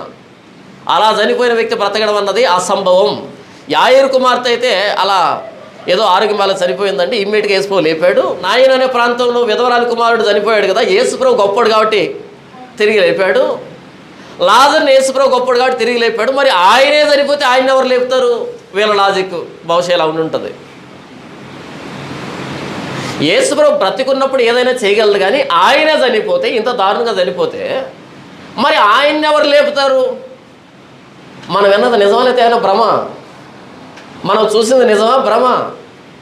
వణికిపోతున్నారు, భయపడుతున్నారు, కలవరపడుతున్నారు. నేనేం చెప్తున్నాను ఇంతకీ?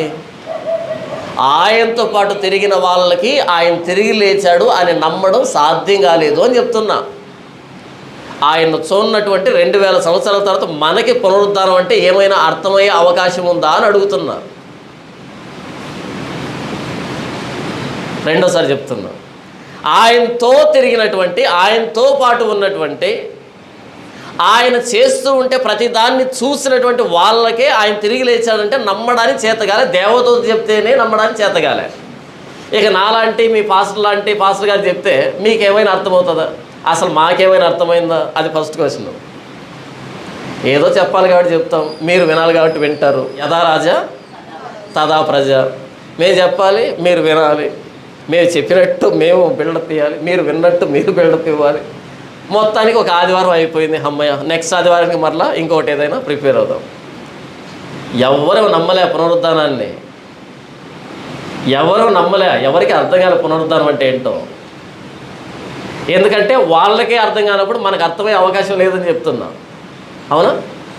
ఒక సామెత ఉంది, అత్త చచ్చిపోయి 6 నెలలు అయిందంట, ఈవిడ ఇప్పుడు ఏడుస్తుంది. నమ్ముతారు ఎవరైనా? చచ్చిపోయిన రోజే కోడలు ఏడిస్తే నమ్మరు. ఇక 6 నెలల తర్వాత ఏడ్చిందనుకో, ఏదో తేడా. యేసు ప్రభు చనిపోయి 2000 సంవత్సరాలు అయింది, మనకి ఇప్పుడు ఏడుపు వస్తుంది అంటావా? రాదు. మనం ఏడుస్తూ ఉన్నది మోకాల నొప్పులతోటి, రైట్?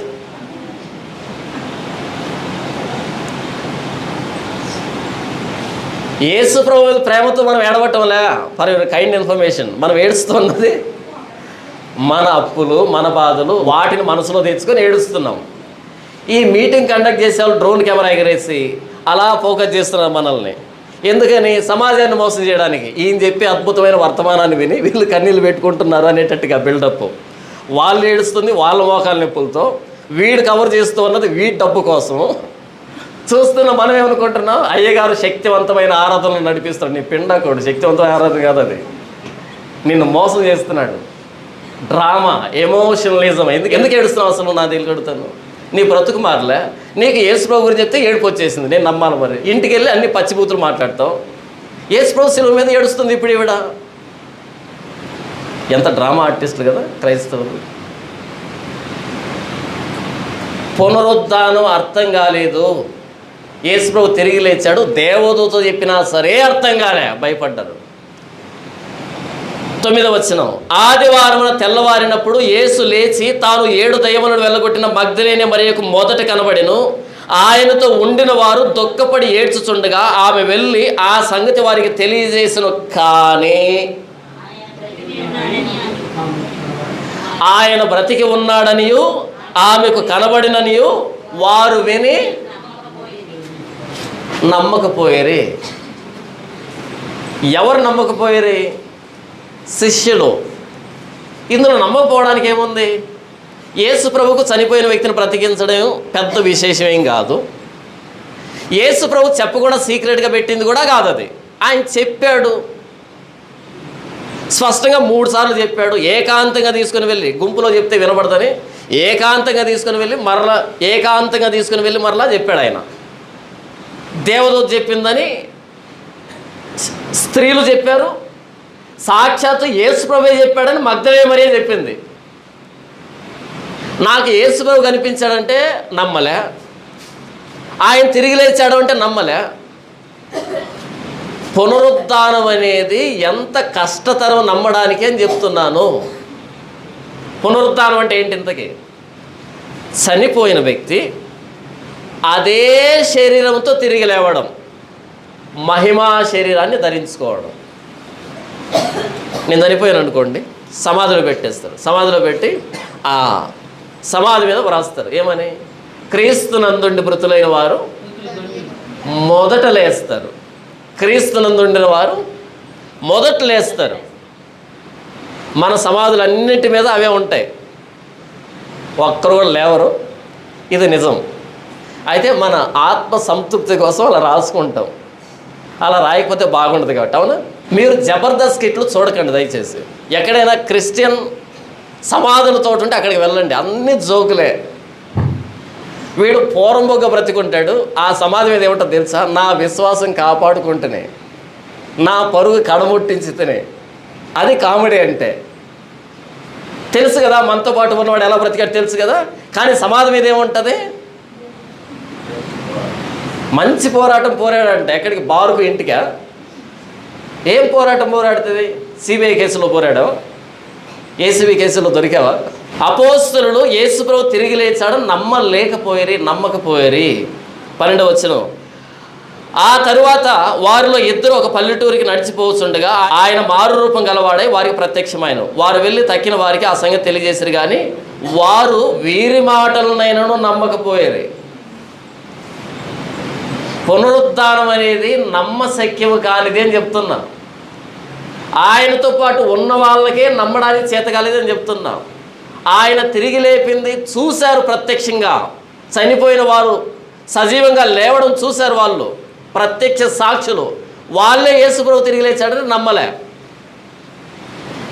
14వ వచనం, పిమ్మట 11 మంది శిష్యులు భోజనం కూర్చున్నప్పుడు ఆయన వారికి ప్రత్యక్షమై తాను లేచిన తరువాత తన్ను చూసిన వారి మాట నమ్మనందున వారి అపనమ్మిక నిమిత్తమును హృదయ కాఠిన్యము నిమిత్తమును వారిని గద్దించెను.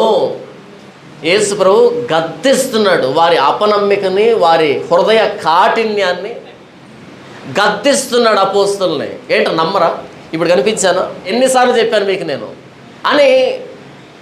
మిగిలిన సువార్తలో ఉంటుంది ఆయన ఎలా పదే పదే ప్రత్యక్షమయ్యాడు. అయినా సరే మన భారతదేశానికి అపోస్తలుడైనటువంటి తోమ నమ్మాడా? నేను నమ్మను. ఆయన గాయాల్లో వ్రేలు పెడితే కానీ నేను నమ్మను. నేను అంత పిచ్చోడినా? ఏంటి వాళ్ళకి ప్రాబ్లం? వాళ్ళ సమస్య ఏంటంటే చనిపోయిన వ్యక్తి తిరిగి లేవడం అన్నది అసాధ్యం. ఇప్పటి వరకు అలా జరగలే. కథల్లో, పురాణాల్లో ఉన్న కథలవి అంతే తప్ప రియల్గా ఎవరు బ్రతికింది చూడలేదు. కథలు ఉన్నాయి తిరిగి లేచినట్టుగా, పురాణాలు ఉన్నాయి తిరిగి లేచినట్టుగా, రకరకాల విషయాలు తిరుగుతున్నాయి సమాజంలో. నేను చూశానని, కానీ రియల్గా చూసేవాళ్ళు లేడు. యేసుప్రభు తిరిగి లేపాడు, ఏదో ఆయన ప్రవక్త అని అనుకున్నారు, కానీ ఆయన తిరిగి లేస్తాడా? ఇంత దారుణంగా చనిపోయిన వాడు తిరిగి లేస్తాడా? దేవదూతలు చెప్పినా సరే నమ్మలే, స్త్రీలు చెప్పినా సరే నమ్మలే, మరో వ్యక్తులు చెప్పినా సరే నమ్మలే. పదే పదే నమ్మకపోతే చివరిగా ఇక చేసేది లేక యేసుప్రభువే ప్రత్యక్షమయ్యాడు. అప్పటికి తోమ లేడు. తోమ నమ్మలే. మరలా స్పెషల్గా తోమ కనిపించాడు. పునరుద్ధానం అన్నది మనం అనుకున్నంత చిన్న పదం కాదది. ఆ రోజు యేసుప్రభుని అంటి పెట్టుకున్న వాళ్ళకే నమ్మడానికి సాధ్యం కాలేదు. మరి నీకు నాకు పునరుద్ధానం ఎలా అర్థమవుతుంది? మనం బైబిల్ చదివే ఓపిక లేదు, బైబిల్లో ఉన్న విషయాలు అర్థం చేసుకోవాలనే ఆలోచన లేదు. ఏదో కొన్ని కష్టాలు, నష్టాలు, రోగాలు వచ్చాయి, వాటి నుంచి తాత్కాలిక ఉపశమనం కోసం యేసుప్రభుని నమ్ముకున్నావు తప్ప అందులో ఉన్న విషయాలతో మనకేం పని? అక్కడ పునరుద్ధానం ఉంటే ఎవరికి కావాలి? సిలువ ఉంటే ఎవరికి కావాలి?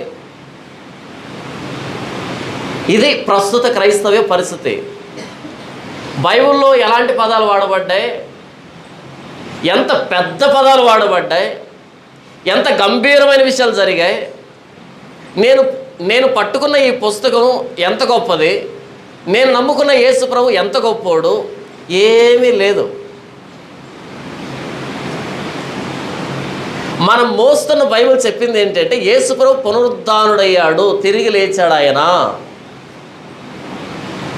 పునరుద్ధాన వార్తను చెప్పింది. వెళ్ళి గూగుల్లో టైప్ చేయండి, రెజరెక్షన్ అని టైప్ చేసి చాలా పేజెస్ ఓపెన్ అవుతాయి. అలా చదువుకుంటూ వెళ్ళండి. ఒకానొక దగ్గర resurrection is the Christian idea అని ఉంటుంది. అక్కడ resurrection is the Christian idea. Example for resurrection కొట్టండి, జీసస్ క్రైస్ట్ అని వస్తుంది. Resurrected person in the world అని కొట్టండి, జీసస్ క్రైస్ట్ అని వస్తుంది. ఇంక వేరే ఎవరిని చూపించదు అది, ఎందుకంటే ఆయన ఒక్కడే నిరూపించాడు చరిత్రలో. నేనేం చెప్తున్నాను ఇంతకీ? బైబుల్ చెప్పినటువంటి విషయం చాలా పెద్దది. మనం బైబుల్ నుంచి ఎక్స్పెక్ట్ చేస్తున్న విషయాలు చాలా చిన్నవి. బైబుల్ మనతో చెబుతున్న విషయం చాలా పెద్దది. ఇంకెక్కడ ప్యారలల్ సిచ్యువేషన్ లేదు ప్రపంచంలో. యేసు ప్రభు సమాధిని గెలిచి బయటకు వచ్చాడు, మృత్యుంజయుడయ్యాడు, ఆయన తిరిగి లేచాడు, సమాధిని ఖాళీ చేశాడు. ఏదైనా తోటలో ప్రారంభమైంది మరణం. ఆ మరణాన్ని యేసు ప్రభు ఓడించాడు ఈ తోటలో, ఈ సమాధిలో. రెండవ ఆదాము మరణాన్ని గెలిచాడు, మృత్యుంజయుడయ్యాడు. మనం చర్చికి ఎందుకు వచ్చామంటే చనిపోతామేమో, యేసుప్రభు దగ్గరికి వెళ్తే బ్రతికిస్తాడని వచ్చాము. యేసుప్రభు ఏం మాట్లాడుతున్నాడు అంటే నువ్వు చనిపోయిన తర్వాత పునరుద్ధానం చెందేటట్టుగా చేస్తా అని చెప్తున్నాడు. తేడా అర్థమైందా? మనం చనిపోకుండా ఉండడానికి చర్చికి వచ్చాం. బైబిల్ ఏమంటుందంటే చనిపోకుండా కాపాడుతానని కాదు, చనిపోతే నీకు పునరుద్ధానం ఇస్తానని చెప్తుంది బైబిల్.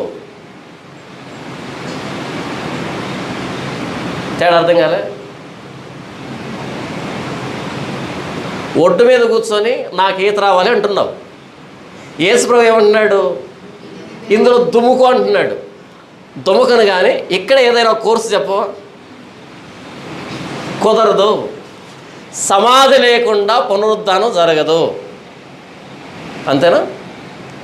సమాధి అనేది మొదట జరిగితే కదా తర్వాత పునరుద్ధానం జరిగేది. మనకు సమాధి వద్దు, కానీ ఏం కావాలా? పునరుద్ధానం కావాలా. ఒకవేళ ఆలోచన మంచిదే, ఆలోచన లేదు కదా. చచ్చిపోతే ఎవడు చూశాడు? చచ్చిపోకుండా ఉంటే చాలు. 90 ఏళ్ళ ముసలావిడ కూడా అదే ఆలోచన. ఏదో గుండెలో నొప్పి వస్తుంది, వెంటనే పాస్టర్ గారి ఫోన్ వస్తుంది, పాస్టర్ అన్న ప్రార్థన చేయని. ఇంకా బ్రతుకుతావా? ఇంకా బ్రతకాలని ఉందా? చచ్చిపోవాలని లేదు లేదు. నీకు చనిపోవాలి అని లేదు అంటే నీకు ఎక్కలేదు క్రైస్తవ ఈ సారం, నీకు ఎక్కలేదు అని అర్థం. మీ భర్త కోవిట్లో ఉన్నాడు అనుకోండి, మీరు ఇండియాలో ఉన్నారనుకోండి. అక్కడి నుంచి వీసా పంపించాలి ఆయన మీకు. ఇక్కడి నుంచి మీరు అక్కడికి వెళ్ళాలి. ఒకరోజు ఫోన్ చేసి చెప్పాడు, వీసా 6 months లేట్ అవుతుంది అన్నాడు. వినగానే మీరు యాహో అని ఎగిరారనుకో, మిమ్మల్ని చూసి అనుమానించాలి ఏదో తేడా అని. వీసా 6 months లేట్ అయింది అంటే నువ్వు యాహో అన్నావంటే నిన్నేమనాలి? ఏదో తేడా. ఉసూరు అనాలి. అయ్యో 6 months లేట్ అయిందా, ఎలాగండి, ఇంక వేరే దారి లేదా, ఎవరితో అయినా మాట్లాడండి, కొంచెం డబ్బు ఎక్స్ట్రా పర్లేదండి, ఇలా మాట్లాడితే అనుమానించాం.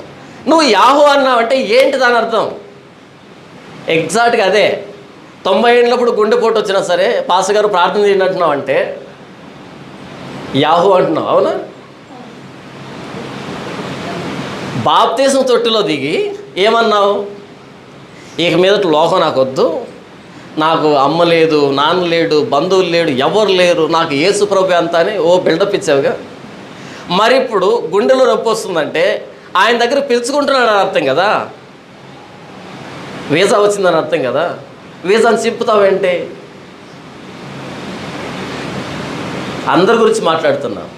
యేసు ప్రభు నమ్ముకున్న తర్వాత మరణానికి భయపడుతున్నావంటే అసలు నీకు ఎక్కలేదు క్రైస్తవ సారం అని అర్థం. బయట వాడు భయపడ్డాడంటే అర్థం ఉంది, వాడికి తెలియదు మరణం తర్వాత ఏముందో తెలియదు. మన ప్రభు అయిన యేసుక్రీస్తు వారు మరణాన్ని గెలిచిన మృత్యుంజయుడు. నా మరణం తర్వాత నా యేసు ప్రభు ఉన్నాడు. బయట వాళ్ళకి మరణం తర్వాత ఏముందో తెలియదు, ఏమైపోతామో తెలియదు, ఎవడు చూశాడు అంటారు. నేను చూస్తున్నాను కదా, లేఖనాల్లో చూస్తున్నాను, నా విశ్వాసం ద్వారా చూస్తున్నాను. నా ప్రభు అయిన యేసుక్రీస్తు వారితో నాకు సంబంధం ఉంది. ప్రతి ఆదివారం వెళ్ళి 2 గంటలు 3 గంటలు నా యేసు ప్రభు గురించి పదే పదే వింటున్నాను. ఎంతసేపు వినడమేనా? ఆయన కలవడం వద్దా? ఆయన చూడొద్దా? ఆయన దగ్గరికి వెళ్ళొద్దా? నేను యేసు ప్రభువును ప్రేమించింది వాస్తవమైతే నేను చనిపోతున్నాను అన్న క్షణం నా ప్రభువుని ఎదుర్కొంటున్నాను, నా ప్రభువుని చూడబోతున్నాను అనే ఆనందం.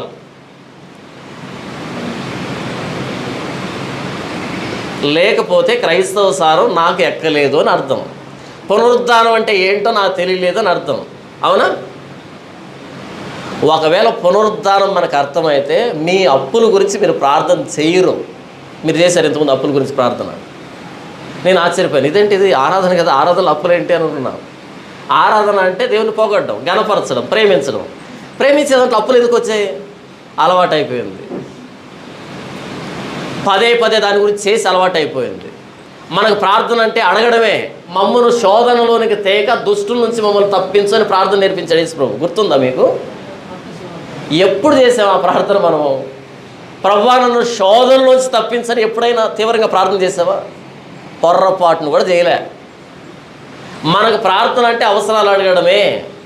పునరుద్ధానం అనేది మనకి ఎక్కలేదు కాబట్టి ప్రతి చిన్నదానికి గిలగిలగిల కొట్టుకుంటున్నాం. రోగం వస్తే తట్టుకోలేము, జలుబు వస్తే తట్టుకోలేము, జ్వరం వస్తే తట్టుకోలేము, ఏదైనా సమస్య వస్తే తట్టుకోలేము. ప్రతి దానికి చచ్చిపోతామేమో చచ్చిపోతామేమో చచ్చిపోతామేమో అని చచ్చినంత భయం. చావకపోతే పునరుద్ధానం లేదు కదా. వెంటనే యేసులో చేపట్టుకుని ప్రభు అది నీకు దూరమవును కాక, వద్దు అలా మాట్లాడుకో. ఎవరు? పేతురు. అప్పుడు యేసు ప్రభు అన్నాడు, ఎంత ప్రేమ నేనంటే నీకు అన్నాడా? పేతురు, ఎంత ప్రేమ నేనంటే నీకు. అసలు ఇంత ప్రేమ ఉందని నేను ఎక్స్పెక్ట్ చేయలేదు. సాతానా, నీవు మనుషుల సంగతులు ఆలోచించుకొస్తున్నావు కానీ దేవుని సంగతులు ఆలోచించట్లే. ఎగ్జాక్ట్గా యేసు ప్రభు అదే అంటాడు. పునరుద్ధానం అనేది మనకు అర్థమైతే, పునరుద్ధానం అనేది సమాధి తరువాతనే అయితే సమాధిని ప్రేమిస్తాం కదా. అంటే సూసైడ్ చేసుకొని రామని చెప్పట్లే నేను. ప్రభువును ప్రేమిస్తే మరణం తర్వాత ప్రభుతోనే ఉంటాం, సదాకాలం ఆయనతో కూడా ఉంటాము. సదాకాలం ప్రభుతో పాటు ఉంటామంటే అది బాధపడాల్సిన విషయమా, సంతోషపడాల్సిన విషయమా? సంతోషపడాల్సిన విషయం. నా ప్రభువుని చూడబోతున్నానని విషయం.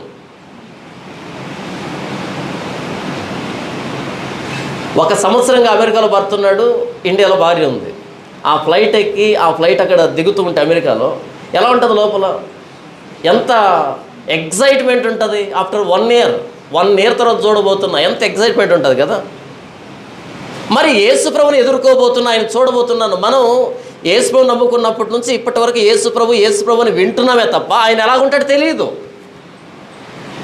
నన్ను నా పాపాల నుంచి ఇంతగా ప్రేమించిన నా యేసుప్రభు, నా కోసం ప్రాణం పెట్టిన యేసుప్రభుకు మించిన ప్రేమ నా మీద ఎవరు చూపించలేరు. ఎందుకంటే అంతగా ఎవరు ప్రేమించలేరు. ఈవెన్ నా భార్య కూడా నన్ను ఎందుకు ప్రేమిస్తుందని, నేను మంచోనని ప్రేమిస్తుంది. తెలియదు పాపం. అవునా? మనం ఒకరొకరు మంచోళ్ళం అనుకుంటున్నాం కదా, అలా బ్రతుకుతున్నాం. నేను ఏంటో నిజంగా ఎవరో తెలుసు, నా ప్రభు అయిన యేసుక్రీస్తు వారికి తెలుసు. నేను ఏంటో తెలిసి కూడా నన్ను ఎంతగా ప్రాణం పెట్టేంతగా ప్రేమించింది యేసుప్రభు. మరి అలాంటి యేసుప్రభు నేను చూడబోతున్న సమయం దగ్గరైనప్పుడు నేనెందుకని గిలగిల కొట్టుకుంటున్నాను? నాకు పునరుద్ధానం అర్థం కాలే.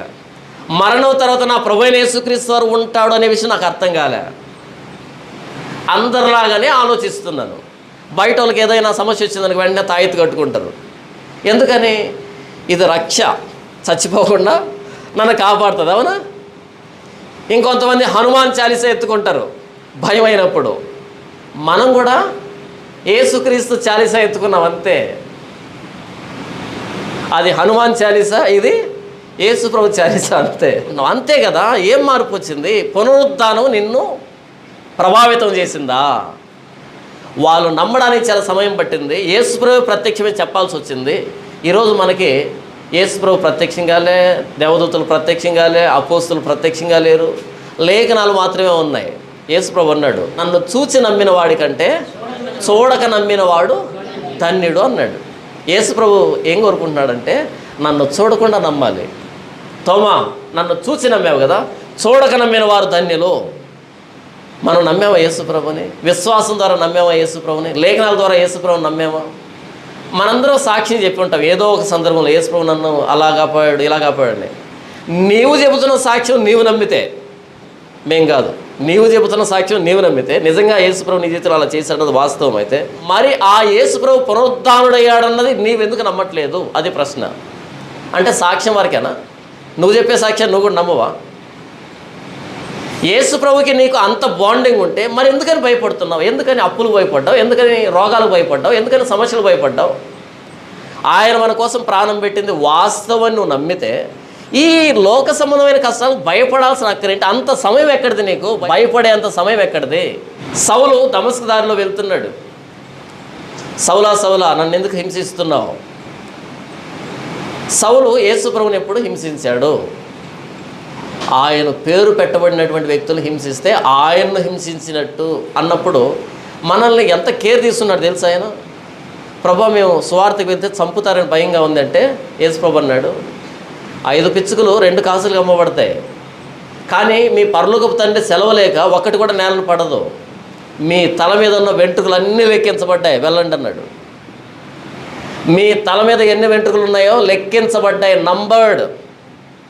ఊరికి అలా లేవవి, ప్రతి దాన్ని కౌంట్ చేశాను. తల మీద వెంట్రుక రాలాలంటేనే నా పర్మిషన్ కావాలి, మరి తల పోవాలంటే చాలా పెద్ద ప్లాన్ ఉండాలి, కానీ మీరు వెళ్ళండి నేను చూసుకుంటాను అన్నాడు. అవునా? ఏం అర్థమైంది మనకు క్రైస్తవ్యం? పునరుద్ధానం అంటే ఏం అర్థమైంది? పునరుద్ధానుడైన ప్రభువైన యేసుక్రీస్తు అని నమ్ముకొని చిన్న చిన్న వాటికి భయపడుతున్నాం. అది ప్రార్థన. చిన్న చిన్న వాటి కోసం ప్రార్థన. దేనికోసం ప్రార్థన ఉండాలి? పెద్ద పెద్ద వాటి గురించి ప్రార్థన చేయాలి. మీరు పైనుండి పుట్టిన వారైతే పైనున్న వాటిని వెతకండి అని అన్నాడు. మనం వేటిని వెతుకుతున్నాం? భూ సంబంధమైన వాటిని వెతికే దాంట్లో బిజీ అయిపోయాం.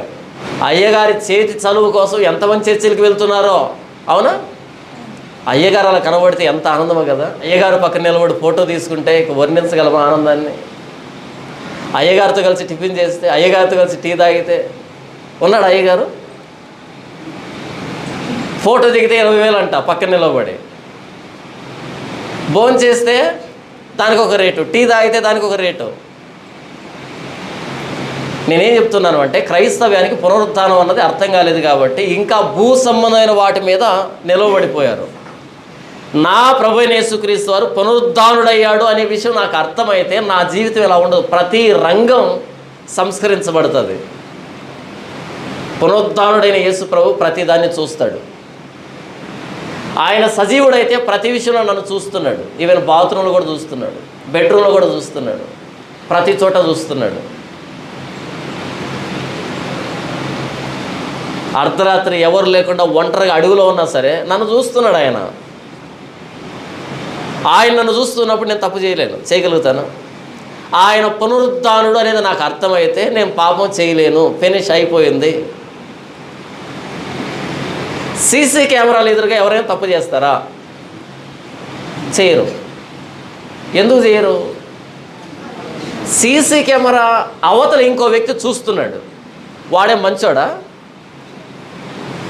మరి వాడికే భయపడుతున్నామే.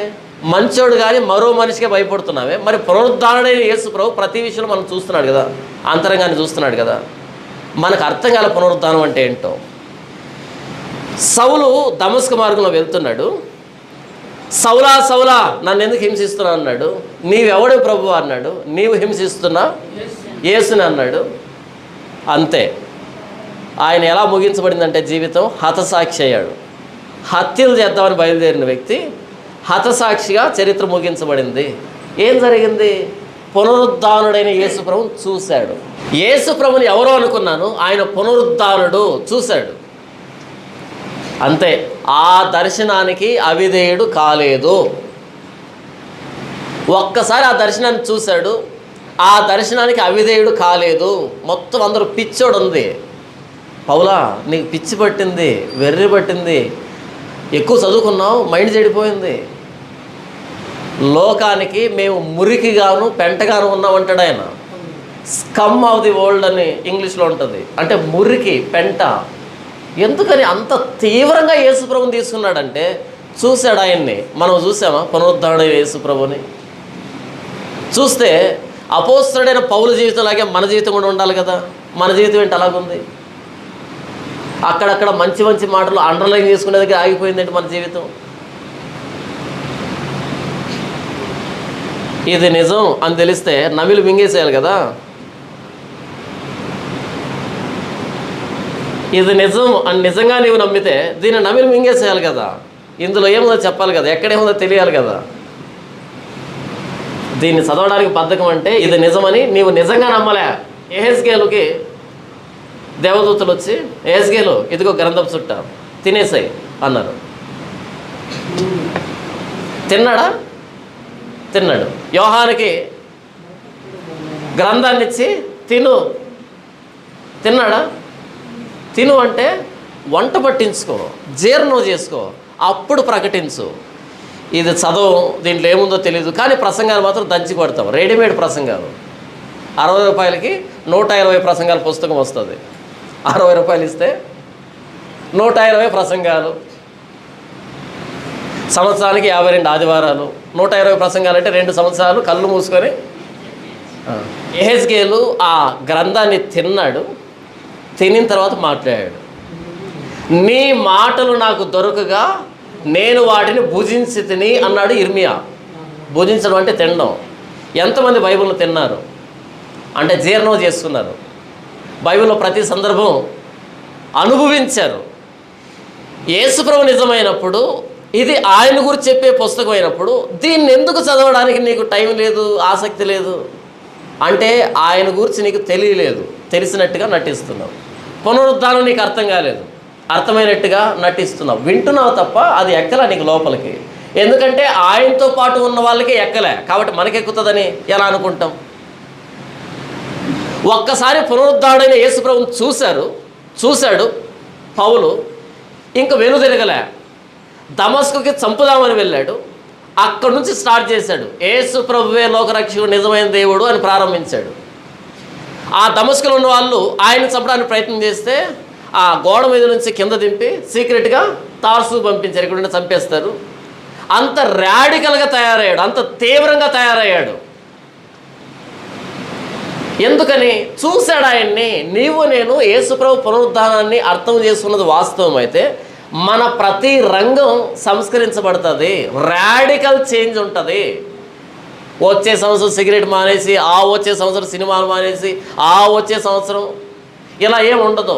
ఆన్ ది స్పాట్ ఇమ్మీడియట్గా రాడికల్ చేంజ్ ఉంటుంది. ఎందుకంటే ఆయన పునరుద్ధానుడయ్యాడు అంటే తప్పించుకోవడానికి ఛాన్స్ లేదు. ఇక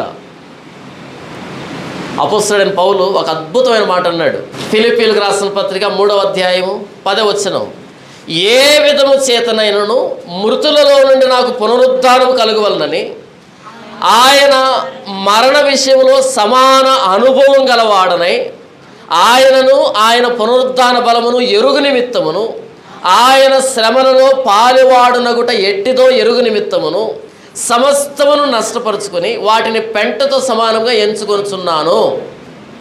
అర్థం కాలేదు? ఇంకొకసారి ఒక్కో ముక్క వివరిస్తాను. ఏ విధము చేతనైనను మృతుల్లోండి నాకు పునరుద్ధానం కలుగవలనని ఆయన గురేంటే, గమ్యం ఏంటే, ఏ విధం చేతనైనా ఎంత నష్టం వచ్చినా పర్లేదు, ఏం జరిగినా పర్లేదు, వాడు కొడతాడా చంపుతాడా ఏం చేస్తాడా అనవసరం, నేను తిన్నా అనవసరం, నేను మంచులో ఉన్నానా ఎండలో ఉన్నానా చలిలో ఉన్నానా అనవసరం, నేను ఏమైపోతున్నా అనవసరం, నా గురి ఒక్కటే, ఏ విధం చేతనైనా నాకు పునరుద్ధానం కావాలి. ఎదురెళ్ళాడు ఖడ్గానికి, ఎదురెళ్ళాడు రాజ్యాలకి, ఎదురెళ్ళాడు మతాలకి, తిరగబడ్డాడు. లోపల ఏముంది? నాకు పునరుద్ధానం కావాలి. వాడు ఏమనుకున్నా నాకు వద్దు, వాళ్ళు ఏమనుకున్నా నాకు వద్దు, వాళ్ళు ఏం చేసినా నాకు వద్దు, నాకు పునరుద్ధానం కావాలి. మన గురేంటి? పొరపాటును కూడా చచ్చిపోకూడదు మన గురి. ఆయన గురేంటి? నాకు పునరుద్ధానం కావాలి చచ్చిపోయిన తర్వాత. మన గురేంటి? చచ్చిపోకూడదు. ఎంత తేడా కదా! ఏ విధము చేతనైనా చచ్చిపోకూడదు అన్నది మన గురి అయితే, ఏ విధము చేతనైనా పునరుద్ధానం కావాలన్నది ఆయన గురి. ఆయన మాట్లాడతాడు, ఏ విధము చేతనైనా మృతుల్లోండి పునరుద్ధానం కలుగవలనని ఆయన మరణ విషయంలో సమాన అనుభవం గలవాడనై. యేసు ప్రభు మరణ విషయంలో సమాన అనుభవం కావాలంట. ఏ అనుభవం కావాలంట? మరణ విషయంలో సమాన అనుభవం. ఎగ్జాక్ట్గా యేసు ప్రభు ఎలా మరణించాడో అలాగే మరణించాలి నేను కూడా. కోరిక చూసారా? ఇలాగే ఉంటాయి కోరికలు. మన కోరిక ఏంటి? ప్రభువా నా కోసం ప్రాణం పెట్టామనైనా అంటాం, కానీ ఆయన పేరట ఏదైనా చిన్న దెబ్బ పడింది అనుకో అస్సలు తట్టుకోలేం కదా. ఎంతసేపు ఆయన ప్రాణం పెట్టాలి మన కోసం? మనం పెట్టం. ఆయన మరణ విషయంలో సమాన అనుభవం కావాలి నాకు, ఎగ్జాక్ట్గా అదే కావాలి. ఎందుకంటే ఆయన ఎలా లేచాడో నేను కూడా అలాగే లేవాలి కాబట్టి. యేసు ప్రభు ఎలా పునరుద్ధానుడయ్యాడో అలాగే నేను పునరుద్ధానం కావాలంటే అలాగే చచ్చిపోవాలి. మనం యేసు ప్రభు ఎలా చచ్చిపోయాడో అలా చచ్చిపోకూడదు, కానీ యేసు ప్రభు ఎలా లేచాడో అలా లేవాలి. మ్యాచ్ అయిందా? పౌలు అంటున్నాడు, యేసు ప్రభు ఎలా లేచాడో ఎగ్జాక్ట్గా అలా లేవాలంటే యేసు ప్రభు ఎలా చనిపోయాడో ఎగ్జాక్ట్గా అలాగే చచ్చిపోవాలి. బాగుంది కదా ఫార్ములా? కానీ మన ఫార్ములా ఏంటి? యేసు ప్రభు ఎలా చనిపోయాడో పొరపాటు కూడా అలా చనిపోకూడదు, కానీ యేసు ప్రభు ఎలా లేచాడో అలా లేవాలి. మ్యాచ్ కాలేదు కదా? కాదు. తర్వాత ఆయనను ఆయన పునరుద్ధాన బలమును ఎరుగు నిమిత్తమును ఆయన శ్రమలలో పాలువాడునగుట ఎట్టిదో ఎరుగు నిమిత్తమును. ఆయన శ్రమల్లో పాలువాడిని కావాలి నేను, పార్ట్నర్ని కావాలి నేను. యేసు ప్రభు శ్రమల్లో పార్ట్నర్ని కావాలి నేను, అది కావాలి నాకు. అందుకని 2వ కొరింథీలో ఆయన 11వ అధ్యాయం రాస్తాడు. చూడడం తర్వాత ఇంటికి వెళ్ళి ఎన్ని శ్రమలు అనుభవిస్తాడంటే చదవడానికి మనకి ఎంత పెద్ద లిస్ట్ చెప్తాడు కదా. ఎందుకు అంత లిస్ట్ ఆయనకి ఆయన జీవితంలో ఉందంటే పునరుద్ధానం కావాలి. యేసు ప్రభు లాంటి శ్రమలు అనుభవిస్తే యేసు ప్రభు లాంటి పునరుద్ధానం వస్తుంది. నాకేం పునరుద్ధానం ఊరికే వద్దు, శ్రమపడి తీసుకుంటా. యేసు ప్రభు లాంటి శ్రమపడి తీసుకుంటా. ఆయన మరణము సమాన అనుభవం కలిగిన వాడినే తీసుకుంటా. పునరుద్ధానాన్ని సంపాదించుకుంటా. ఎదురెళ్ళాడు ఆనాటి ప్రపంచానికి, యోధా మతానికి, రోమీల మతానికి, గ్రీకుల మతానికి ఎదురెళ్ళాడు. ఎంత రాడికల్గా ఉంటాడంటే ఆయన, ఎంత తీవ్రంగా ఉంటాడంటే, ఐఎస్ఐఎస్ తీవ్రవాదులు ఎంత దుర్మార్గులో హింస విషయంలో, భక్తి విషయంలో, యేసు ప్రభు విశ్వాస విషయంలో ఐఎస్ఐఎస్ వాళ్ళకంటే తీవ్రంగా ఉంటాడు అపోస్తలుడైన పౌలు. అపోస్తలుల కంటే వెనకాల వచ్చాడు. అపోస్తలు కనీసం ఆయన అందుకోలేకపోయారు, అంత స్పీడ్గా వెళ్ళాడు. రోమన్ ఎంపరర్ నీరో ఎదురుగా నిలబడి సువార్త చెప్పిన చరిత్ర మనోడిది. యెరూషలేములో తీర్పు జరుగుతూ ఉంటే, కైసరయ యెరూషలేం ప్రాంతంలో తీర్పు జరుగుతూ ఉంటే, నేను రోమన్ ఎంపరర్ దగ్గర నిలబడి సమాధానం చెప్పుకుంటా, కైసర్ దగ్గర చెప్తా నేను సమాధానం అన్నాడు. అక్కడికి వేయించుకున్నాడు ట్రయల్. ఎందుకో తెలుసా? అలాగే దొరుకుతాడు. అసలు ఆయన చేసిన పరిచర్య, ఆయన మాట్లాడిన మాటలు, ఆయన ఇచ్చిన స్టేట్మెంట్స్ ఎలాగుంటాయంటే నిదానించి ఆలోచించాలి, కానీ పిచ్చెక్కిపోతుంది. ఏంట్రా అసలు, ఏంటి ఆయన బ్రెయిన్ ఏంటనిపిస్తుంది. అంటే అంతగా ప్రభావితం చెందాడు ఆయన. చూసింది ఒక్కసారి యేసు ప్రభునే. మనం ప్రతి ఆదివారం సాక్షి చెప్తాం, యేసు ప్రభు అలా చేశాడు, యేసు ప్రభు ఇలా చేశాడు. ఉత్తినే ఏంటి అంత ఎక్స్పీరియన్స్ ఉందా యేసు ప్రభుతో? చెప్పాలి కాబట్టి చెప్తాం. నా మట్టుకైతే బ్రతుకుట క్రీస్తు, చావైతే అమ్మ భయం అన్నాడా? లాభం. మనం ఏమంటాం? భయం. చావంటే భయం. ప్రతిదానికి భయమే, ప్రతిదానికి భయమే. అపోస్తలుడు పౌలు అంటాడు, బ్రతకమంటావా యేసు ప్రభువే, చావంటావా అంతకుమించి లాభం లేదండి. ఎందుకు పౌలు? ఏమైందంటే ఆయన నా కోసం ప్రాణం పెట్టేందుకు ప్రేమించాడు. అంత ప్రేమని కోల్పోతున్నానండి భూమి మీద. అంత ప్రేమను మిస్ అయిపోతున్నానండి. చనిపోతే ఆ ప్రేమను ఎక్స్పీరియన్స్ అవుతానండి. మనం యాక్సిడెంట్ అయినప్పుడు ఎవరైనా ఒక ప్యాకెట్ బ్లడ్ ఇచ్చారనుకో, ఆ వ్యక్తిని చూడాలనిపిస్తుంది. ఎవరు ఆ వ్యక్తి? నాకు బ్లడ్ ఇచ్చాడని. అవునా? ప్యాకెట్ బ్లడ్ ఇవ్వాలి, ఆయన పూర్తిగా ప్రాణాన్ని ఇచ్చాడు. మంచోళ్ళం కాదు మనం, నేను ప్రత్యేకించి మంచోడిని కాదు, ప్రాణం ఇచ్చాడు ఆయన. ఇంత ప్రేమని మిస్ అవుతున్నా నేను అనేది నాకు లేకపోతే ఆయన నాకు అర్థం కాలేదని అర్థం. ఆయన సమాధిని జయించాడనే విషయం నీకు అర్థమైతే జీవితం ఇలా ఉండదు అని చెప్తున్నా. చివరి లైన్ చూడండి, అద్భుతంగా ఉంటుంది. ఆయన శ్రమలలో పాలివాడగుట ఎట్టిదో ఎరుగు నిమిత్తమును సమస్తమును నష్టపరుచుకొని, అండర్లైన్ చేసుకోండి, ఇది అండర్లైన్ చేయాల్సింది. సమస్తము నష్టపరుచుకొని వాటిని పెంటతో సమానంగా ఎంచుకొనిచున్నాను అన్నాడు. మనం యేసుప్రభువుని నమ్ముకుంది నష్టాల్లోంచి బయటేస్తాడని, మనం యేసుప్రభువుని నమ్ముకుంది లాభాలు వస్తాయని. పౌలు ఏమన్నాడు తెలుసా? సమస్తాన్ని నష్టపరుచుకొని. ఆ ముందు ఏమంటాడంటే, ఏవేవి లాభకరములై ఉండెనో వాటిని క్రీస్తు నిమిత్తం నష్టములుగా ఎంచుకున్నాను అంటాడు. మనం తాగి నష్టాలు తెచ్చుకొని దాన్ని యేసుప్రభు మీద దొరిలిస్తాం. చర్చికి వస్తున్నాంగా, కానుకిస్తున్నాం కదా, మరలా ఎందుకండి యేసుప్రభు మాకు ఇలా చేశాడు? బైబిల్ చదివా ఎప్పుడైనా? సమస్తమును నష్టపరుచుకొని వాటిని పెంటతో సమానంగా ఎంచుకొనుచున్నాను. పెంట అనుకున్నాడంట మొత్తాన్ని. మరి కిరీటం ఏంటి? పునరుద్ధానం కిరీటం. పునరుద్ధానానికి అడ్డు వచ్చే ఏది కూడా నాకు వద్దు, అంత పెంటే. పునరుద్ధానానికి అడ్డు వస్తుంది అంటే అది ఏదైనా సరే నాకు వద్దు. అది ఉద్యోగమైనా నాకు వద్దు, అది బంధువులైనా నాకు వద్దు, అది ఏదైనా నాకు వద్దు. నాకు కావాల్సిన పునరుద్ధానము. నా పునరుద్ధానానికి మధ్యలో ఏదైనా వస్తే అది పెంటతో సమానంగా తీసేస్తాను, అంత అసహ్యంగా తీసేస్తాను, అర్జెంటుగా తీసేస్తాను. వద్దు నాకు, అది అడ్డొస్తుంది నా పునరుద్ధానానికి. పునరుద్ధానం అన్నది మీకు అర్థమైందా? పునరుద్ధానం అర్థమైతే ఏ విధము చేతనైనా పునరుద్ధానం కలగాలని పౌలు తీసుకున్నటువంటి తీవ్రమైన తీర్మానాలు నీవు తీసుకున్నావా? నేను తీసుకున్నానా? ఏ అలవాటు మారింది? ఏ పద్ధతి మారింది? ఏ విషయంలో సంస్కరించబడ్డావు? ఏ విషయంలో కొత్తవాడు అయ్యావు? మనం నమ్ముకున్న యేసు ప్రభు సమాధిలో చనిపోయి ఉంటే మనం ఏ ఆట అన్నా చెల్లుండేది. ఆయన తిరిగి లేచాడు, ఆయన సజీవుడు. మనం ఎవరిని నమ్మామో మనకు అర్థం కాలే. పునరుద్ధానుడైన యేసు ప్రభుని మనం నమ్మింది. మరి ప్రతిదాన్ని చూస్తున్నాడు కదా.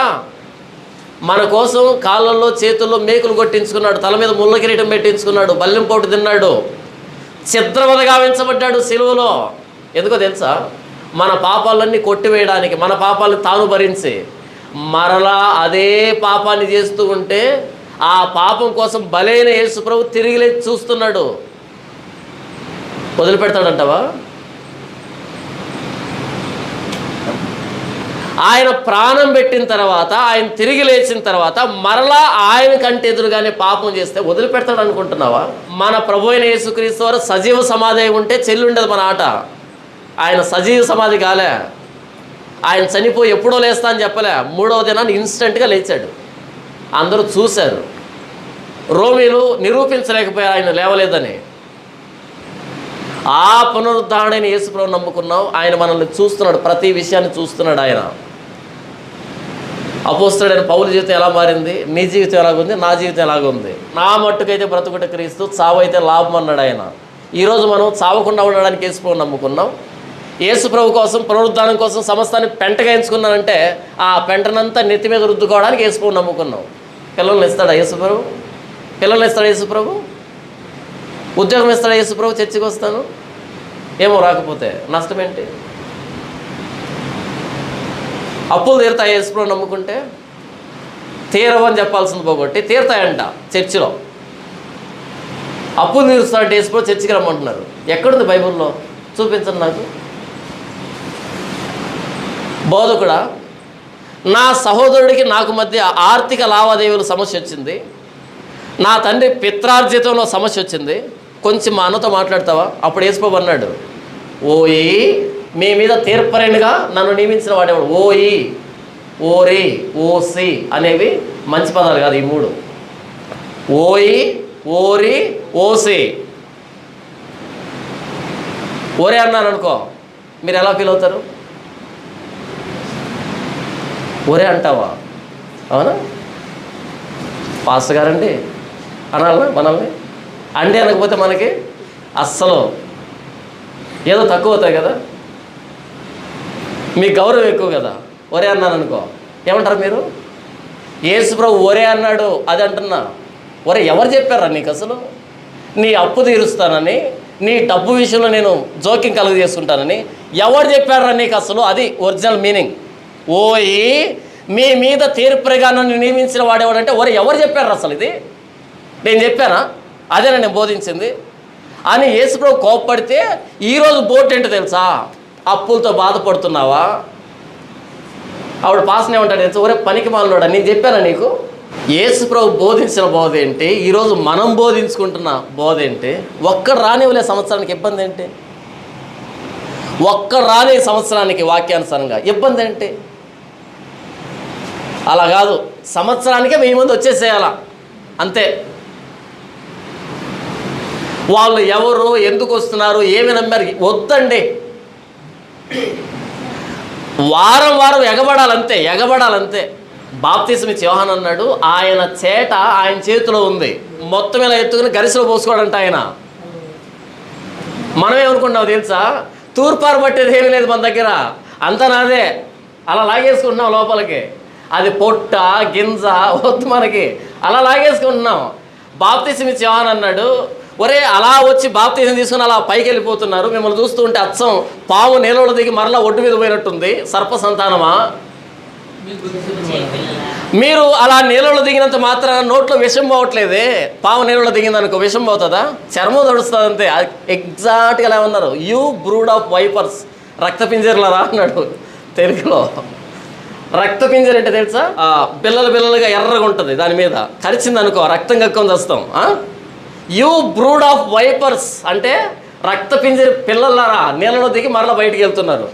ఏం మార్పు లేదు, నోట్లో అలాగే విషగ్రంథులు అలాగే ఉన్నాయి, ఏ మార్పు లేదు. మార్పు ఏంటంటే నీళ్ళలో దిగి పైకి ఎక్కుతున్నారు.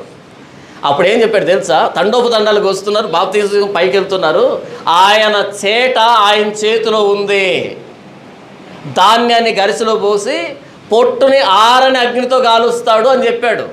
ఈరోజు తూర్పారు పట్టేది ఏమీ ఉండదు చర్చిలో. వచ్చారు కదండి, దేవుడు చూసుకుంటారులే. మరి నువ్వు తూర్పారు పట్టవా? పట్టమండి. తూర్పారు పడితే ఎంత కానుకపోతుందండి, తూర్పారు పడితేనండి ఎంత కానుకపోతుందండి, ఎంత కానుక. 100 రూపాయల దగ్గర తగ్గినట్టే కదండి. రూమ్ రెంట్ ఎలా కట్టాలి, పేపర్ బిల్లు ఎలా కట్టాలి, పాల బిల్లు ఎలా కట్టాలి. కాబట్టి తూర్పారు పట్టేది ఉండదు మన దగ్గర, మొత్తం అయితే లోపల పోసుకుంటాం. ఒక్కటి గింజ లేదు క్రైస్తవ్యంలో. ఎక్కడుందో గింజ మరి? తూర్పారు పడితే కదా తెలిసేది. నేనేం చెప్తున్నాను అంటే, యేసు ప్రభు పునరుద్ధానుడయ్యాడనే మాట ఆయనతో పాటు తిరిగిన వాళ్ళకి అర్థం కాలేడు. అపోస్తలుడైన పౌలు చూశాడు పునరుద్ధానుడైన యేసు ప్రభుని, వెంటనే జీవితం మారింది, వెంటనే ఆన్ ది స్పాట్ జీవితం మారింది. ఆన్ ది స్పాట్ ప్రకటించడం ప్రారంభించాడు. యేసు ప్రభువే అని బోధించడం ప్రారంభిస్తే వెంటనే మర్డర్ అటాక్ జరిగింది ఆయన మీద. ఆ దమస్కు గోడ మీద నుంచి గంపలో పెట్టి కిందికి దింపారు. ఎవరినైనా చంపేస్తారు నిన్ను. మెడికల్ వరల్డ్ మనిషిని చనిపోకుండా ఉండడానికి ప్రయత్నం చేస్తున్నారు, రకరకాల మందులతోటి, ఇంజక్షన్ తోటి, ఆపరేషన్ తోటి. మెడికల్ ఫీల్డ్ డెవలప్ అవుతుందంటే అర్థం ఏంటంటే మనిషి ఆయుష్ను పెంచడానికి, రోగాలను తగ్గించి మనిషి ఆయుష్ను పెంచడానికి మెడికల్ ఫీల్డ్. మరి క్రైస్తవ్యం ఏం చేస్తుంది తెలుసా? చనిపోయిన వాడిని పునరుద్ధానం చెందేటట్టుగా చేస్తుంది క్రైస్తవ్యం. యేసు ప్రభు పునరుద్ధానం ఏం చెప్తుందంటే, మీరు చనిపోతారు కదా, చనిపోయిన తర్వాత పునరుద్ధానం చెందుతారు. క్రీస్తునందుండి మృతులైన వారు మొదట లేస్తారు. క్రీస్తునందుండి మృతులైతే ధన్యులు మీరు. తెస్సలోనిక పత్రికలో పౌలు అంటాడు, ప్రభు వస్తాడు, ఆర్భాటంతో వస్తాడు, ప్రధాన దూత శబ్దంతో వస్తాడు. అప్పుడు మృతులైనటువంటి మనం, క్రీస్తునందు మృతులైన వారు మొదట లేస్తారు. మనం ప్రభువుని ఆకాశమండలం ఎదుర్కొంటాం, సదాకాలం ఆయనతో పాటు ఉంటాం. ఈ మాటలతో మీరు ఒకరినొకడు హెచ్చరించుకోండి, ఆదరించుకోండి. ఏ మాటలతో? చచ్చిపోలేక నేను ప్రార్థన చేస్తాను నీ కోసం కాదు, అక్క చచ్చిపోతే దేవునితో పాటు ఉంటావులే అని ఓదార్చుకోండి. మనం ఏమైనా ఓదార్చుకుంటున్నాం? చనిపోలే, నేను ప్రార్థన చేస్తాను, దేవుడు నాకు దర్శనం చూపించాడు, నువ్వు చచ్చిపోవంటా, ఇంకా 2-3 కాపురాలు తీస్తూ ఉంటా, దేవుడు చూపించాడు నాకు. నేను చెప్తున్నాను అంటే, నిజంగా నీకు పునరుద్ధానం అర్థమైతే నీ జీవితంలో ఉన్నటువంటి ప్రతి రంగం సంస్కరించబడాలి. రోమీయులకు రాసిన పత్రిక 6వ అధ్యాయం 3వ వచనం, క్రీస్తు యేసులోనికి బాప్తిసం పొందిన మనమందరము ఆయన మరణములోనికి బాప్తిసం పొందితమని మీరు ఎరుగరా. బాప్తిసం అంటే అర్థం ఏంటి? యేసు ప్రభు ఎలా మరణించాడు, సమాధి చేయబడ్డాడో అలా మనం నీళ్ళలోకి వెళ్ళినప్పుడు మనం సమాధి చేయబడ్డాం. ఇలా నీళ్ళలో ముంచినప్పుడు అర్థం ఏంటి? క్రీస్తు మరణంలోనికి మనం ఏకమయ్యాం. ఇలా ముంచి ఎలాగ పెట్టుకుంటాడా పాస్టర్ అన్న? ఇలా లేపుతాడు. ఇలా లేపితే అర్థం ఏంటంట? 4వ వచనం, కాబట్టి తండ్రి మహిమ వలన క్రీస్తు మృతుల్లోండి ఎలాగూ లేపబడినో అలాగే మనమును నూతన జీవం పొందిన వారమై నడుచుకున్నట్లు మనం బాప్తీసం వలన మరణములో పాలు పొందుటకై ఆయనతో కూడా పాతి పెట్టబడితిమి. మరియు ఆయన మరణం యొక్క సాదృశ్యమందు ఆయనతో ఐక్యము గలవారమైన ఎడల ఆయన పునరుద్ధానం యొక్క సాదృశ్యమందును ఆయనతో ఐక్యము గలవారమై ఉందుము. ఏలైనగా మనము ఇకను పాపమునకు దాసులము కాకుండాటకు పాప శరీరం నిరర్ధకమగునట్లు మన ప్రాచీన స్వభావం ఆయనతో కూడా సిలువ వేయబడినని ఎరుగుదుము. బాప్తిసం అంటే యేసుప్రభు తోటి చనిపోయాం, యేసుప్రభులాగా తిరిగి లేచాం. యేసుప్రభు తిరిగి లేచాడు, పాపం ఆయన మీద ప్రభుత్వం చేయదు. అలాగే మన మీద పాప స్వభావం, ప్రాచీన స్వభావం ప్రభుత్వం చేయదు. ఇది బాప్తిసానికి ఉన్నటువంటి అర్థం. అలాంటి లక్షణాలు ఏమైనా ఉన్నాయా? యేసుక్రీస్తు పునరుద్ధానం నీకు నాకు అర్థమైతే మనం జీవంలో నడవాలి, జీవపు వెలుగులో నడవాలి, వెలుగులో నడవాలి. మన మీద పాపం ప్రభుత్వం చేయడానికి వీలు లేదు. యేసు ప్రభుతో అన్యోన్య సహవాసం గలవారమే. ఆయన వెలుగులో ఉన్న ప్రకారం మనం కూడా వెలుగులో నడవాలి. ఎప్పటికప్పుడు ఆయన కుమారుడైన యేసుక్రీస్తు వారి రక్తాన్ని మన పాపాలను కడుక్కోవడానికి, సంస్కరించుకోవడానికి మనం ఎల్లవేళ సిద్ధంగా ఉండాలి. ఎందుకంటే మనం నమ్ముకున్నది పునరుద్ధానుడైన యేసు ప్రభువుని, చనిపోయిన యేసు ప్రభువుని మాత్రమే కాదు, పునరుద్ధానుడైన యేసు ప్రభువుని. కాబట్టి మృతుల్లో ఉన్న మనం సజీవులుగా మారాలి. పాప విషయమై మృతులుగాను, నీతి విషయమై సజీవులుగాను మనం మారాలి. పునరుద్ధానం అర్థమైందా? మెడికల్ ఫీల్డ్ ఏం చెప్తుందంటే నేను ఇచ్చే మెడిసిన్ తీసుకో, నువ్వు కొద్ది కాలం బ్రతుకుతావు. యేసు ప్రభు అంటున్నాడు, నా యందు విశ్వాసం ఉంచు, నువ్వు చనిపోయిన తర్వాత నేను తిరిగి లేపుతాను. మనం తిరిగి లేచే వ్యక్తులమేనా యేసు ప్రభు పిలిచినప్పుడు? నేను తిరిగి లేస్తాను అనే నమ్మకం నీకుందా? నేను చనిపోతాను, చావు తథ్యం, చనిపోతాను, చనిపోయిన తర్వాత నా ప్రభు అయిన యేసుక్రీస్తు అని చూస్తాను, పునరుద్ధానంలో ఆయన్ను ఎదుర్కొంటాను అనే నిశ్చయత నీకుందా? ఒకవేళ లేకపోతే యేసు ప్రభువును ఇప్పుడే వదిలిపెట్టడం మంచిది. ఎందుకంటే ఎందుకు టైం వేస్ట్ చేయాలి? కాబట్టి పునరుద్ధానాన్ని నమ్ముతున్నావా? పునరుద్ధానాన్ని అపేక్షిస్తున్నావా? అయితే కొనసాగు. నేను అలాంటి పెద్ద పెద్ద విషయాలు నమ్మను, కానీ నాకు చిన్న చిన్న కోరికలు ఉన్నాయంటే మంచిది, యేసు ప్రభువును వదిలిపెట్టేసి